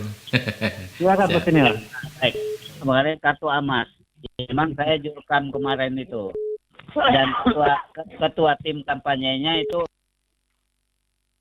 Jadi kalau dosa saya mungkin 2% sampai 5% paling banyak. Iya. Iya. Dosa ketua tim itu 20%. Iya. Jadi 25%. Nah, 75%-nya itu dosanya yang tanda tangan di kartu. Iya. Jadi saran konkret saya kumpulkan kartu AMAS itu bersama pemegang-pemegang kartu AMAS itu. Termasuk saya 2% nanggungnya, Pak. Coba cari satu waktu yang tepat untuk mendatangi si penandatangan kartu AMAS. Iya. Kalau terkumpulnya 10.000 gimana? Lah iya, datangi. Iya, minta tanggung jawab gitu kan? Ya, minta pertanggungjawaban dan minta penjelasan. Oke. Jadi melalui radio ini ada saran dari senior bagi masyarakat yang mendengar, kumpulkan, ya kan? Ya mungkin bisa dibantu kumpulkan di ini agar nanti bisa sama-sama menuntut yang menandatangani kartu AMAS itu ya. Iya. Di kordesnya Bung Yandi. Iya. Ya, betul. Karena ada beban malu tadi katanya itu ya. Iya. Oke, baik. Ada di ujung telepon ada yang masuk. Halo, Monika Surya FM. Ya, dengan Pak Lelo ya. Iya. Pak Lelo, selamat malam Pak Lelo. Ada Pak Senior Badawa, ada Pak Cilik, Bu Yandi, dan ada Bu Cita. Silakan. Bung Wadu buat Pak Yandi. Ya, selamat malam. Selamat malam Pak Lelo. Dan salam sehat semuanya. Iya. Salam sehat. Ya, salam sehat semua. Silakan Pak. Saya tertarik dengan apa yang disampaikan malam ini itu. Nah, termasuk masalah PDAM tadi. Kalau PDAM itu sejak Hendriono itu menjadi kepala PDAM itu, dia kan sampai 45 kali datang ke rumah saya itu karena kami berdekatan rumah di perumahan Petianum itu. Nah, tapi dari situ saya tolak terus. Makanya saya tidak pakai PDAM. Saya cuma pakai Hitachi, bikin sumur aja. Ya. Nah, itu makanya saya nggak ribut dengan. Betul. Karena di PDA itu saya tahu semua. Kalau namanya yang Yuyun itu. Itu pasti cari uang aja yang punya dia itu. Tapi karirnya bagus, Pak. Enggak bagus. Karirnya dari segi karir dia bagus, Pak. Karena dia berdekatan dengan bupatinya. Oh. Iya. Nah, itu masalahnya. Kita inilah dimasuki oleh Ampera ini sebagai bupati. Saya nggak takut dengan dia itu karena saya mendorong dia itu dari 2009, 2013 sampai 2018. Tapi kebaikannya untuk Bersih Timur ini nggak ada sama sekali. Malah dia itu orang pendatang ke Bersih Timur ini, dia itu merusak bagi Bersih Timur. Nah ini yang kita tuntut itu baik-baik. Pak Lelo, sebentar. Merusak. Bisa Pak Lelo jelaskan dalam hal ini? Merusaknya begini. Karena setiap apa yang melalui tangan dia itu tidak pernah tersalur ke masyarakat. Contohnya seperti poin 9 tadi. Coba baca poin 9 tadi. Poin 9 dari 14 poin yang di RDP hari ini Pak ya? Ya. Lambatnya penanganan bantuan dana COVID-19 itu. Iya. Masalah COVID ya, Pak? Masalah COVID ya? COVID ya, benar. Yang baru ini masalah uang kopi itu ya, bagaimana? Kalau kita cuma ditembuskan ke masyarakat, nggak ada sama sekali. Cuma sekian persen aja yang keluar ke masyarakat. Sampai sekarang itu nggak tahu kemananya uang itu. Nah itu yang namanya merusak Bersih Timur. Kalau kita ini sudah berjanji dengan teman-teman yang berhubungan waktu ngurus dia kemarin itu, kami sudah istilahnya sepakat. Jangan lagi memilih orang yang kayak gitu bupatinya. Mencari orang yang ada jalur yang membantu masyarakat itu aja. Nah cuma itu Bung Jos yang bisa saya sampaikan. Oke. Ya oke, baik. Terima kasih Pak Lelo. Selamat malam. Oke, Bung Badawa. Saya tanggapi Bung Badawa. Ya. Jadi kalau kita melihat hal-hal seperti ini, kita memang, ya itulah, bagaimana mungkin seperti saya tidak bersuara kalau melihat hal-hal seperti ini. Karena apa yang disampaikan ini semua adalah hal-hal yang tidak sesuai dengan apa yang diinginkan oleh masyarakat banyak.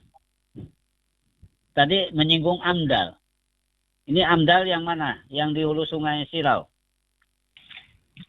Kalau kita melihat pencemaran, perusakan lingkungan, itu yang menimbulkan pencemaran lingkungan. Itu jangan terbalik. Karena ada perusakan lingkungan, maka timbullah pencemaran lingkungan. Pencemaran lingkungan itu ada beberapa macam sesuai undang-undang lingkungan hidup. Pertama, baku mutu air. Kedua, masalah kebersihan udara. Ketiga, misalnya suara bising. Yang keempat, pencemaran misalnya dengan bahan-bahan kimiawi. Nah, ini semua pencemaran. Nah, dan jelas seperti talk show beberapa minggu yang silam sudah saya sampaikan ancaman hukumannya 3 tahun penjara minimal dan denda itu minimal 5 miliar. Tapi persoalan sekarang adalah tidak pernah masyarakat Bartim itu melakukan tuntutan hukum melalui pengadilan. Itu saja persoalannya. Nah, ke depan ini akan kita coba, Bung Senior. Ya. Yang jelas itu kan mengenai Sungai Sirau yang kita cari. Lah iya. Mana akar permasalahannya kan gitu. Kalau PDAM kan menuduh dari perusahaan-perusahaan yang di hulunya. Nah, sekarang coba nanti kita evaluasi dari mana datang sumber pencemaran ini kan gitu. Nah, jadi kan persoalannya kalau memang itu katanya dari perusahaan-perusahaan, itu bisa dicegat di Haringen airnya. Iya. Air yang di Haringen itu diambil sampelnya, diperiksa di lab laboratorium. Iya. Baru ketahuan. Ya. Nah, kalau itu dilakukan oleh PDAM, ya dicek aja di air PDAM kita. Gampang. Saya tidak pernah mau pakai air PDAM untuk mandi. Untuk mandi saja saya tidak mau. Kenapa? Lengket rasanya di badan. Loh iya, itu air PDAM ya. Kalau ditampung di bak mandi, 1 hari 1 malam, itu yang namanya ujar orang Maanyan itu daladak, kotorannya itu tertampung ke bawah itu kelihatan. Iya.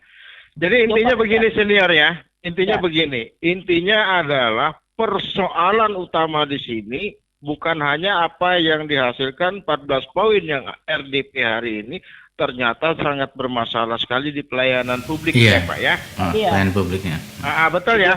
Pelayanan publik. Ya, jadi ya Oke. poinnya sudah kita dapat. Kalau menurut Mbak Juwita gimana? 14 poin hari ini. Oke, Mbak Juwita silakan, ada waktu untuk Anda, Mas. Ya, terima kasih buat waktunya.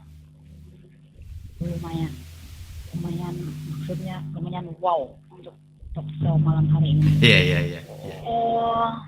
Sebenarnya begini, apa yang sudah disampaikan oleh Pak Cik tadi, kan beliau mengikuti yang namanya RTVO. Jadi dari 14 poin ini tadi, kalau saya simak dari pembahasan beliau sudah ditanggapi oleh eksekutif. Nah, Mbak Juwita ditahan dulu. Mohon yang menggunakan headset mungkin bisa digoyang sedikit headset Anda ya. Ada yang berdengung ya. Ada. Mungkin Pak Badawa atau Bung Yandi boleh. Apa itu? Suara kurang. Udah bagus sekarang. Oke. Silakan lanjut Mbak Juwita. ya, saya mau ulas kembali apa yang disampaikan oleh Pak Kirik tadi, karena beliau sudah mengikuti RTVO tadi siang. Dari 14 poin yang dibahas atau yang disampaikan di agenda RTVO itu, kalau saya tidak salah dengar tadi, sudah ditanggapi oleh eksekutif. Namun disayangkan di sini catatan-catatan ataupun natulensi yang tanggapan dari eksekutif itu kita belum tahu yang di mana, artinya di mana. Karena saya dengar tadi akan ditindaklanjuti dan sebagian sudah terrealisasi dan sebagian masih belum. Nah, sekarang bahasanya beliau tadi katanya kita akan mendorong untuk kinerja Pemkab untuk ke depan. Mendorong. Apakah selama ini kurang dorongan? Itu dulu. Apakah yang sudah-sudah itu sudah bagus? Kan begitu. Kalau memang kita selalu berbahasa kita akan mendorong ke depan lebih baik, mendorong itu sih bahasa ibaratnya irama lama. Karena Lagu lama ya. Lagu lama karena begini. Artinya begini, Bu, kita mendorong itu dalam artian mengevaluasi kembali kan kinerja mereka itu kan gitu. Nah, Iya. karena sudah kita dorong, kalau tanpa digubris mereka berarti itu omongan kita namanya sia-sia kan begitu. Ya. Nah, Iya. makanya akan kita masukkan nanti di dalam pansus LKPJ ke depan kan, semua yang belum terlaksana itu akan kita berikan rekomendasi lagi. Kalau mereka tetap tidak melaksanakan Iya. ini akan kita Iya. ambil tindakan nantinya kan gitu. Iya. Betul. Oke. Ya, kan tadi kan sudah ditanggapi, artinya saya mensupport, artinya bahwa sudah ditanggapi. Cuman kan kita di diskusi kita malam hari ini kan kita tidak bisa melihat secara langsung. Jadi begini Bung Duitala, karena kita ini masih mendorong pemerintah daerah itu karena bupati itu bukan bawahan dari DPR kan begitu. Jadi sekedar kita memberikan dorongan, menyarankan dan memberikan rekomendasi. Kalau beliau tidak mengindahkan rekomendasi kita, itu baru kita nanti akan ambil tindakan kan begitu. Iya. Lanjut Bu Juwita. Artinya begini, fungsi PPRD saya lihat sudah bagus dan bagus sekali. Tinggal berikutnya di tanggapan ataupun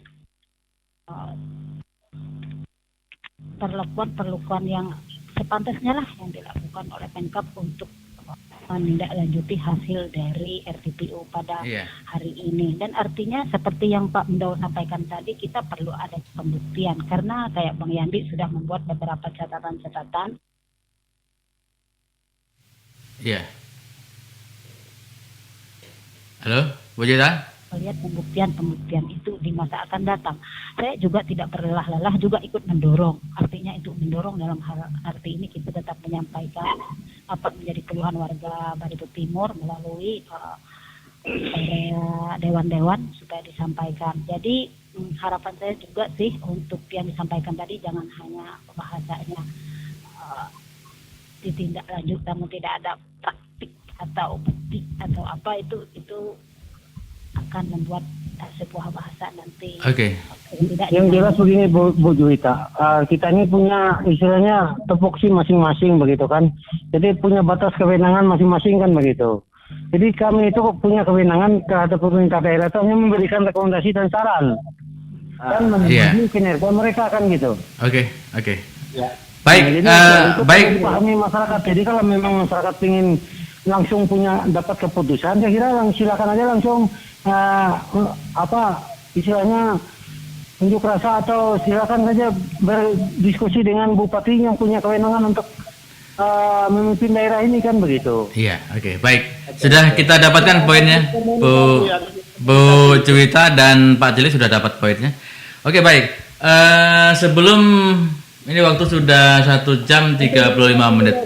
Pak Bang Yandi, silakan Bu Yandi untuk waktu untuk Anda silakan. Ya, nanti tidak SMS. Kita harus luruskan dulu semua persoalan di diskusi ini. Begitu kan?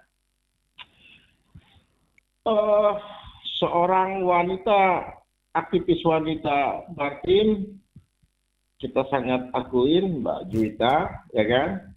Kemudian Pak Cilik ini sebenarnya adalah seorang vokalis DPRD yang walaupun sebenarnya akhirnya terpaksa kadang-kadang berteriak, ya kan? Tapi teriakan beliau ini kan harus kolektif, seharusnya ditanggapin kolektif oleh kawan-kawan DPRD lain.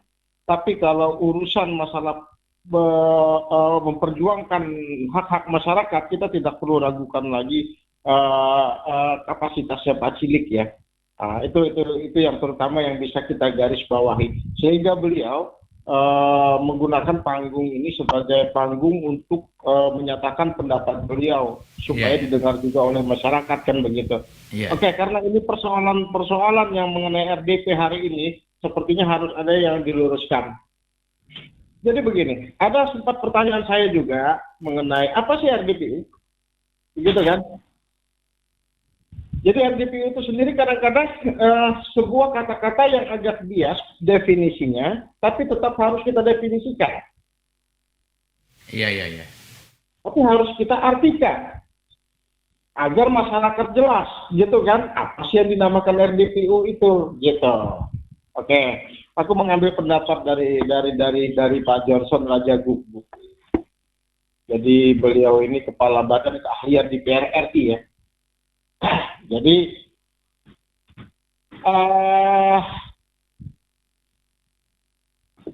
hal yang menarik dalam kerja DPRD itu kan terkadang ada pertemuan masyarakat, perwakilannya masyarakat dengan eksekutif dan legislatif berbentuk RDP atau RDPU. RDP ini adalah rapat dengar pendapat dan RDPU itu adalah rapat dengar pendapat umum. Tapi terkadang mereka menilai seolah-olah RDP merupakan rapat yang didengar kemudian diberikan pendapat.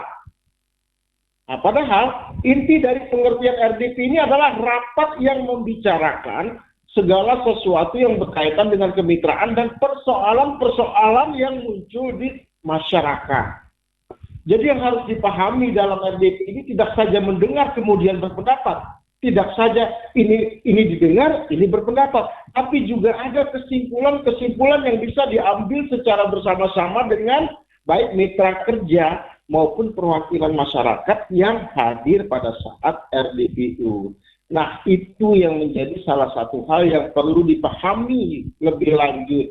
Jadi bukan hanya sekedar pengertian mendengar dan berpendapat.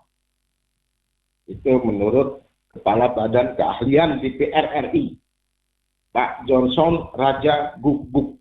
Nah, namanya aja Pak Johnson Raja Guguk.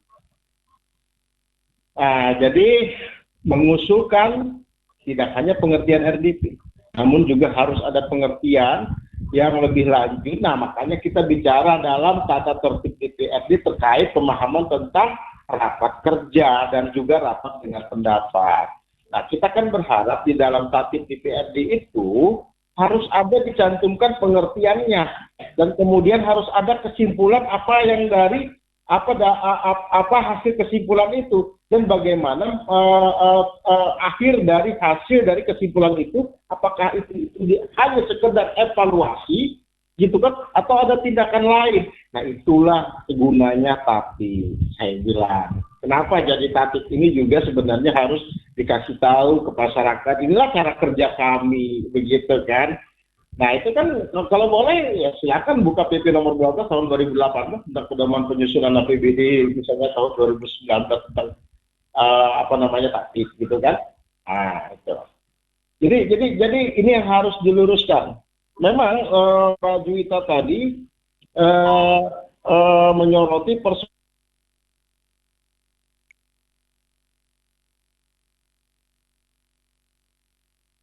Nah, apa sebenarnya tupoksi DPRD sebagaimana yang dikatakan Pak Cilik, kan begitu? Orang-orang kan banyak membahas masalah-masalah ini. DPRD adalah menyangkut persoalan pengawasan, gitu ya Pak Cilik ya? Iya, iya. Nah, oke. Aku akan rincikan serinci-rincinya sedikit aja. Fungsi DPRD itu memiliki 3 fungsi. Dia memiliki fungsi legislasi, ya katakanlah dia membentuk peraturan daerah, membentuk peraturan perundang-undangan yaitu peraturan daerah. Dia memiliki fungsi anggaran, kewenangan dalam hal anggaran. Kadang-kadang orang mengatakannya fungsi budgeting. Iya. Gitu kan? Iya, betul. Ketiganya baru dia memiliki fungsi pengawasan. Fungsi pengawasan ini adalah kewenangan mengontrol pelaksanaan perda dan peraturan lainnya serta kebijakan pemerintah daerah. Kewenangan mengontrol pelaksanaan perda dan peraturan lainnya serta kebijakan pemerintah daerah. Nah, masuklah pada ranah apa yang dikatakan Mbak Juwita. Apakah tugas wewenang dan haknya dalam melaksanakan fungsinya sebagai DPRD? Kita tahu bahwa tadi fungsi legislasi yang membentuk peraturan daerah bersama kepala daerah, gitu kan? Membahas dan memberikan persetujuan rancangan peraturan daerah, baik mengenai APBD ya Pak Cilik ya? Ya, termasuk kepala daerah. Melaksanakan pengawasan terhadap pelaksanaan peraturan daerah dan APBD. Dan mengusulkan, ya kan? Pengangkatan pemberhentian bupati atau wakil bupati kepada Menteri Dalam Negeri melalui gubernur. Itu juga fungsi tugas wewenang dan hak DPRD. Jangan lupa DPRD itu memiliki tupoksi mengangkat, memberhentikan wakil bupati. Mengusulkan pengangkatan pemberhentian bupati wakil bupati kepada Menteri Dalam Negeri melalui gubernur. Catat dulu, beri tanda kutip dulu persoalan ini. Iya. Kemudian tupoksi lainnya adalah memberikan pendapat dan pertimbangan kepada pemerintah daerah terhadap rencana perjanjian internasional di daerah. Kalau ada, misalnya ada investasi asing nih, mau kerja batu bara di sini, jangan dilewatin DPRD, gitu loh. Harus ada dimintai pendapat dan pertimbangan. Kayaknya nggak pernah dipakai nih, tupoksi ini. Kemudian memberikan persetujuan terhadap rencana kerjasama internasional. Ya. Harus jelas kerjasama internasional itu bentuknya bagaimana. Investasi asing. Nah, kebetulan di kabupaten kita belum ada kan gitu. Oke, ini nanti sesi tersendiri. Saya bisa buktikan ada atau tidaknya melalui pemilikan saham. Iya. Kan begitu. Nah, tapi ini tidak ada Bung Yandi kewenangan DPR itu untuk memerintah bupati atau memberikan sanksi kepada bupati kan begitu. Belum Pak. Belum sampai ke sana. Iya kan? Artinya kan kalau masyarakat ada RDP di kita dengan kita, lalu maksud mereka kan kita langsung ngambil tindakan, kan begitu. Jadi begini, mungkin yang dimaksud Mbak Juwita itu begini Pak, ya kan? Berjalannya 7 tahun pemerintahan ini dan berjalannya di periode kedua pemerintahan ini, ya kan? Apakah statement terakhir itu hanya sebuah kesimpulan yang mendorong saja? Yang jelas kita kan pada kesimpulan akhir RDP itu kan ada rekomendasi. Ada rekomendasi. Iya, rekomendasi kepada bupati kan begitu. Oke. Di samping mendorong pada saat RDP itu kita mendorong juga kita membuat kesimpulannya rekomendasi kan Ya, yang untuk dilaksanakan bupati kan gitu. Ya, oke. Jadi Mbak Juwita, halo Mbak Juwita. Iya. Nah, Kemarin 2019 DPRD memiliki rekomendasi ya terhadap LKPJ, ya kan? Nah, itu mohon dicatat, gitu kan? Apakah itu nanti ada perbaikan di tahun 2020? Kita tunggulah sikap DPRD nanti pada saat pertanggungjawaban kepala daerah di tahun 2020. Ini masih belum masuk. Belum masuk, gitu kan? Ya. Nah, ini baru ketahuan nanti kinerja DPRD ya, Mbak ya. Ketahuan kinerja DPRD, gitu kan, bahwa apa namanya sikap DPRD sebenarnya ini sebenarnya sikap yang bagaimana? Mari kita lihat dalam pertanggungjawaban APBD 2020 ini terkait dengan rekomendasi yang telah dia keluarkan tahun 2019. Gitu ya, terkait dengan rekomendasi yang dia keluarkan tahun 2019. Nah, tahun 2021 inilah kita tunggu, baru kita simpulkan sikap mereka ini pro rakyat atau tidak. Gitu ya kan? Nah, kemudian dari beberapa poin yang dihasilkan dari tahun 2020 ini sendiri, gitu kan? Nah, ada juga hasil pansus COVID. Nah, Pak Cilik ada di dalamnya. Gitu kan? Pansus COVID jelas kemarin memberikan satu kesimpulan bahwa kinerja tim tugas Pak gugus COVID, ya kan? Kurang apa kemarin itu, Pak? Kurang serius. Kurang serius. Ada dua kesimpulan yang kita tunggu ya Mbak Juwita ya. Satu yang hasil rekomendasi 2019 dari Pansus LKPJ dan satu adalah hasil dari Pansus COVID yang kemarin dihasilkan dari RDPU. Baik, kita sahkan saja bahasa-bahasa mendorong ini dulu. Tapi jangan sampai bahasa mendorong ini juga di akhir pertanggungjawaban menerima dengan catatan begitu saja.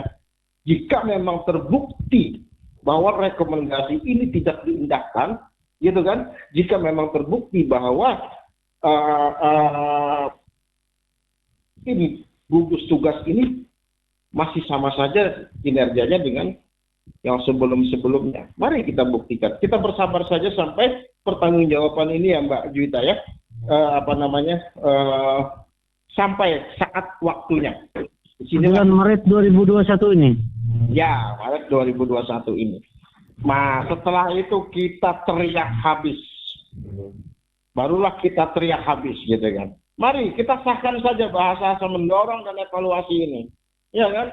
Karena bahasa ini memang Pak Cilik ya kan, bahasa yang terlalu sering sudah didengar oleh masyarakat, gitu kan. Jadi sampai-sampai ada salah seorang jurnalis di Bardi yang mengatakan saya tidak wawancara pun sudah tahu jawabannya, gitu loh. Begitu. Iya. Sampai-sampai begitu loh. Ada salah seorang jurnalis yang mengatakan saya wawancara, saya tidak wawancara pun saya sudah tahu jawabannya. Gitu. Halo. Nah, itu penting masyarakat menunggu sebuah ujung jawaban yang berbeda dengan sebelum-sebelumnya, gitu. Oke. Iya kan? Oke. Nah, itu sebenarnya poinnya yang mau Boleh saya tambah ini? Boleh saya tambah? Boleh. Ya, silakan. Nah, suara saya bisa didengar jelas ya? Iya, baik, silakan. Bagus. Jadi begini, ini kan kelihatannya tadi Ibu Juwita mempertanyakan sejauh mana istilahnya DPR, kan beliau kurang sepakat dengan hanya mendorong. Iya kan kesimpulannya saya tangkap tadi.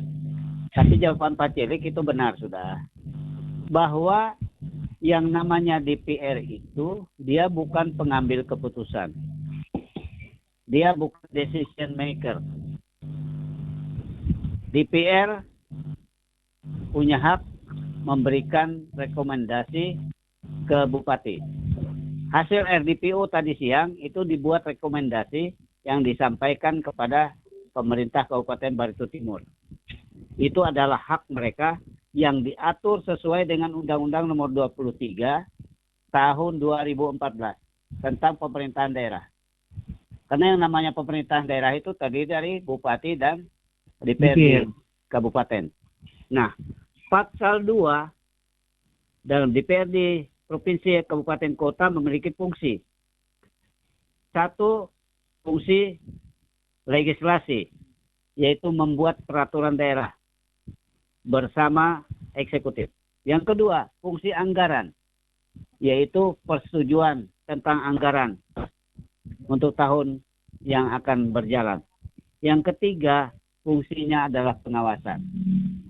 Nah, di dalam hal ini ketika masyarakat menyampaikan unek-uneknya, baik melalui demo damai, baik melalui RDPU, maka fungsi DPR nanti menyampaikan rekomendasi ke eksekutif.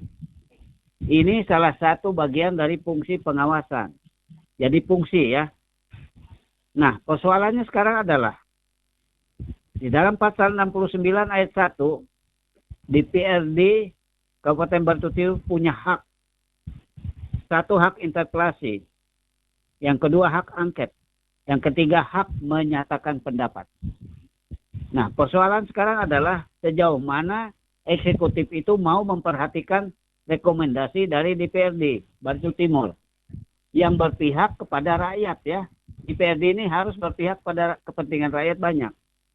Nah, persoalannya kalau tadi sudah disinggung Pak Cilik, kalau bupati tidak menggubris atau pemerintah daerah atau eksekutif tidak menggubris, maka DPRD punya hak, yaitu hak interpelasi. Mereka punya hak.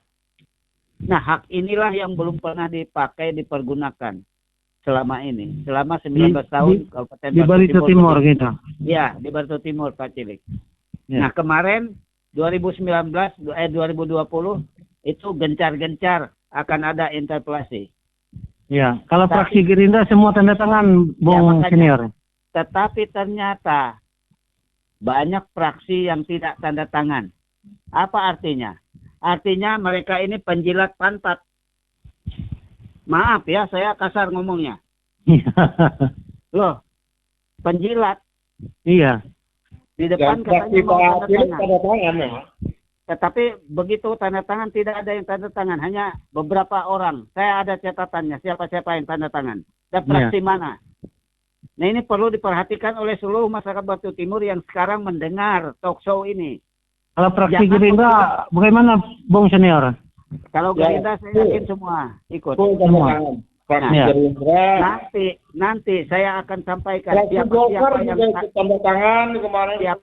Siapa yang tanda tangan nanti saya akan sampaikan ke masyarakat. Siapa yang tidak tanda tangan, ini mohon, ini bukan kampanye. Jangan dipilih lagi untuk periode akan datang. Iya. Loh iya, Sepakat, ini Senior. tegas kita. Kenapa? Karena orang-orang seperti ini hanya menjadi penjilat. Cari kedudukan sendiri kan? Cari kedudukan, cari keuntungan sendiri. Mereka tidak mementingkan kepentingan masyarakat banyak. Iya. Jadi hak interpelasi ini harusnya sangat penting ini. Dan kalau di dalam hak interpelasi ini dilakukan pembicaraan lagi, tentunya dengan aturan-aturan yang ada, kehadirannya misalnya 50+1, kemudian yang disetujui adalah 3/4 dari yang hadir, ini bisa meluncur ke hak angket. Iya. Apabila hak angket ini 3/4 menyatakan pimpinan daerah itu bisa dikenakan sanksi, maka inilah yang akan disampaikan ke gubernur, ke Menteri Dalam Negeri melalui gubernur seperti yang tadi disampaikan Bung Yandi tadi. Impeachment. Ya, tapi setelah proses pengajuan ke Mahkamah Agung itu, Senior. Ya, pokoknya kan sesuai dengan aturan yang ada. Iya. Ya, bukan Kalau melanggar mengambil jalan itu. kita berbicara dalam koridor hukum ya. Ya. Sekaligus Semaunya. Senior langsung closing statement. Waktu sudah Belum. Jadi begini, Pak Cilik, sebentar. Artinya begini. Adakah di dalam tata tertib itu mengacu pada Undang-Undang Nomor 17 Tahun 2014 tentang MD3, di mana dalam melaksanakan tugas dan wewenangnya DPRD ini meminta pejabat untuk hadir, ya kan, memberikan keterangan. Jika permintaan ini tidak dipatuhi, maka dapat dikenakan panggilan paksa. Adakah di tatip memuat itu, Pak? Saya lupa juga isinya tetapi saya kira lengkap semuanya itu sudah kita masukkan kemarin. Jadi lengkap ya, Pak ya. Jadi apabila pejabat itu diundang beberapa kali tidak mau hadir, ya kan? Ini sebenarnya ada aturan hukum, Pak. Artinya Iya. bisa dilakukan penyanderaan paling lama 15 hari. Iya. Ini acuan dari Undang-Undang Nomor 17 tahun 2014 loh Pak. Iya, iya, iya. Ini sebagai masukan ya Pak, siapa tahu kawan-kawan lupa itu. Iya. Ya kan? Justru itu begini, Bung. Banyak anggota DPR ini yang tidak mengerti aturan. Mereka tidak memahami aturan hukumnya. Itu saya lihat.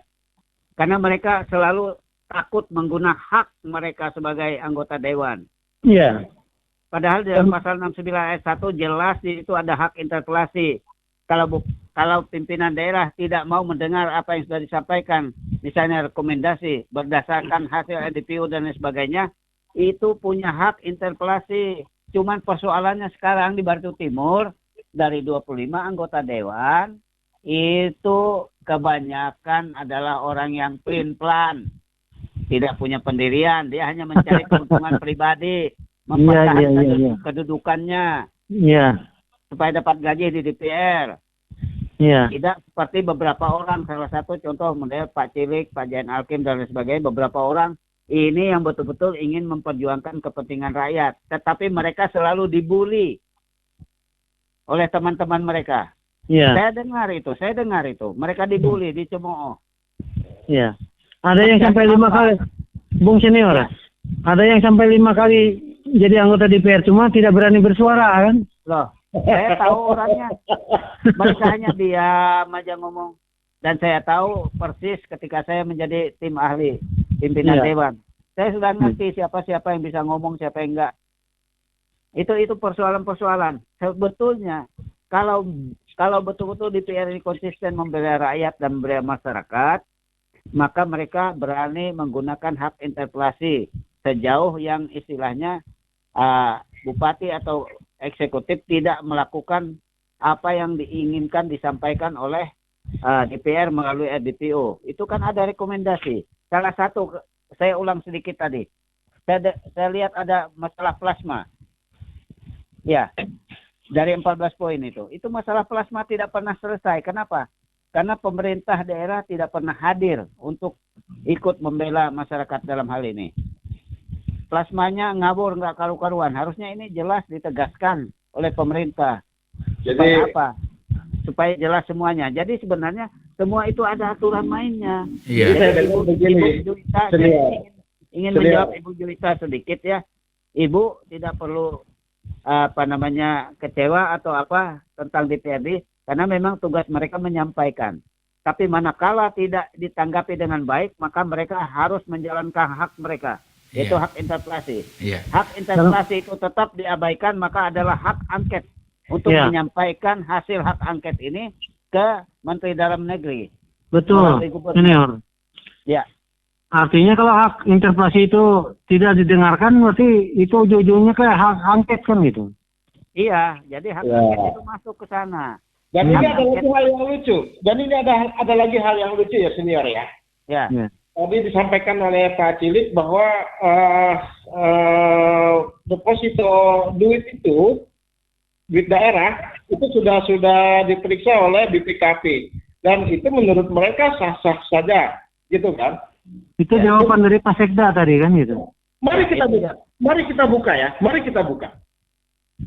BPKP hanya memeriksa keuangan secara administratif berdasarkan aturan perundang-undangan. Oh, ini secara administratifnya benar, sudah jalurnya atau segala macam, ya kan? Ya. Oh, ini sudah sesuai. Oke, kita bicara tentang administrasi keuangan. Jangan salah. Tapi pertanyaannya bukan itu. Sejauh mana kewenangan pemerintah daerah dalam pelaksanaan investasi deposito sesuai pengelolaan keuangan daerah? Itu pertanyaannya, gitu loh, ya kan? Sejauh mana, gitu kan? Itu kan diatur oleh Undang-Undang Nomor 23 tahun 2014. Bolehkah saat kita mendapat kinerja dan terganggunya pelayanan publik kita mendepositokan uang itu? Itu pertanyaannya sekarang. Boleh tidak? Tidak boleh. Tidak boleh sama sekali gitu loh, ya kan? Ya, mungkin pertimbangannya begini, mungkin ya. Pertimbangannya dengan deposito itu maka uang daerah itu bertambah banyak. Mungkin di sana aja mungkin pertimbangan mereka. Karena Jadi- bunganya kan masuk ke kas. Jadi begini, ya kan? Mungkin itu. Di daerah lain juga banyak setelah tim pemeriksa keuangan BPKP sudah selesai mengaudit, ya kan? APH masuk, bedakan persoalan hukum dengan pemeriksaan masalah administrasi keuangan. Ya. Dan hasil BPKP tidak menjamin tidak ada temuan, gitu kan? Tidak menjamin itu. Hasil BPKP juga tidak menjamin bahwa itu tidak korupsi, gitu kan? Hasil BPKP tidak menjamin itu. Yang dia lihat hanya ini sesuai administrasi. Kalau ada kesalahan administrasi, ada rekomendasi dia untuk perbaikan, ya kan? Contoh, ada temuan di lapangan. Oh ini temuan, harus dikembalikan dalam sekian jam. Padahal kalau dalam hukum pidana itu sudah selesai peristiwanya. Tanya tuh Bu, senior tuh, ya kan? Ya. Tapi diberikan kebijakan, ya kan? Dikembalikan apa enggak? Gitu kan? Ya. Diberikan kebijakan itu. Jadi dia hanya dalam porsinya sesuai tidak dengan administrasi keuangan. Nanti konstelasi hukumnya ada di APH. Gitu loh. Jangan mengatakan bahwa ini sah. Dulu, jangan. Banyak loh kepala daerah yang lain mengatakan ini sudah diperiksa BPKP, tapi sama APH masuk dia. Ya kan? Ini yang harus dibedakan. Coba kita buka ya. Kita buka pasal 328 Undang-Undang Nomor 23 2014. Investasi yang dilakukan adalah deposito adalah investasi yang dilakukan investasi jangka pendek atau jangka panjang terhadap uang daerah yang sementara belum digunakan. Yeah. Koma. Saya ingat ada komanya. Sepanjang tidak mengganggu likuiditas keuangan daerah, likuiditas ini utang maksudnya, ya kan? Koma. Sepanjang tidak mengganggu. Oh ya, terputus nampaknya ya. Oke, mohon maaf untuk rekan-rekan. Oke, kalau gitu Bu Juwita, silakan Bu, menurut pandangan Ibu gimana? Silakan. Dan sekaligus closing statement silakan. Menurut pandangan saya, terima kasih buat pencerahannya. Sebenarnya saya tidak juga yang menyalahkan DPRD, karena tadi memang saya lihat dan saya amati betul kinerja mereka atau tupoksi mereka sudah tepat. Dan juga saya sebagai warga masyarakat Batu Timur juga tetap mendukung, yaitu untuk kedepannya tentang kinerja ataupun tanggapan-tanggapan dari Pemkab sendiri menindaklanjuti yang telah disampaikan melalui RDPO baik sebelumnya maupun tadi siang. Mungkin itu aja. Oke, baik, terima kasih Bu Juwita, dan mohon maaf untuk sejenak rekan-rekan, kita tahan sejenak dan kita akan kembali lagi. Oke, baik, masih bersama kami di Radio Sayangan Anda. Pak Cilik, silakan ada waktu untuk Anda Pak Cilik dan sekaligus closing statement. Ya. Kita serahkan kepada Bung Yandi aja gitu. Oke, baik. Bung Yandi, silakan Bung Yandi, ada waktu untuk Anda dan sekaligus closing statement. Oke, jadi kita kembali sedikit ya. Artinya begini. Kembali kepada pasal 328 Undang-Undang Nomor 23, ya kan? Saya hanya ingin menegaskan bahwa hasil BPKP tidak menjamin bahwa itu tidak ada pelanggaran hukum ya. Dia hanya menilai persoalan administrasi keuangan. Persoalan deposito, saya berkesimpulan ini melanggar. Ini melanggar hukum. Hukum mana? Aturan yang mana yang dilanggar? Buka pasal 328 Undang-Undang Nomor 23 2014. Investasi deposito oleh pemerintah daerah, ya kan? Itu boleh dilakukan investasi jangka pendek atau jangka panjang terhadap uang daerah yang sementara belum digunakan sepanjang tidak mengganggu likuiditas keuangan daerah tugas daerah dan kualitas pelayanan publik untuk memperoleh manfaat ekonomi, sosial, dan atau manfaat lainnya. Sepanjang pelayanan publik kualitasnya mengganggu, gitu kan? Sepanjang ada likuiditas, ya kan? Sepanjang itu melanggar hal-hal itu melanggar aturan 328 ayat 1 Undang-Undang Nomor 23 2014, Junto Pasal 116 PP Nomor 58 2005.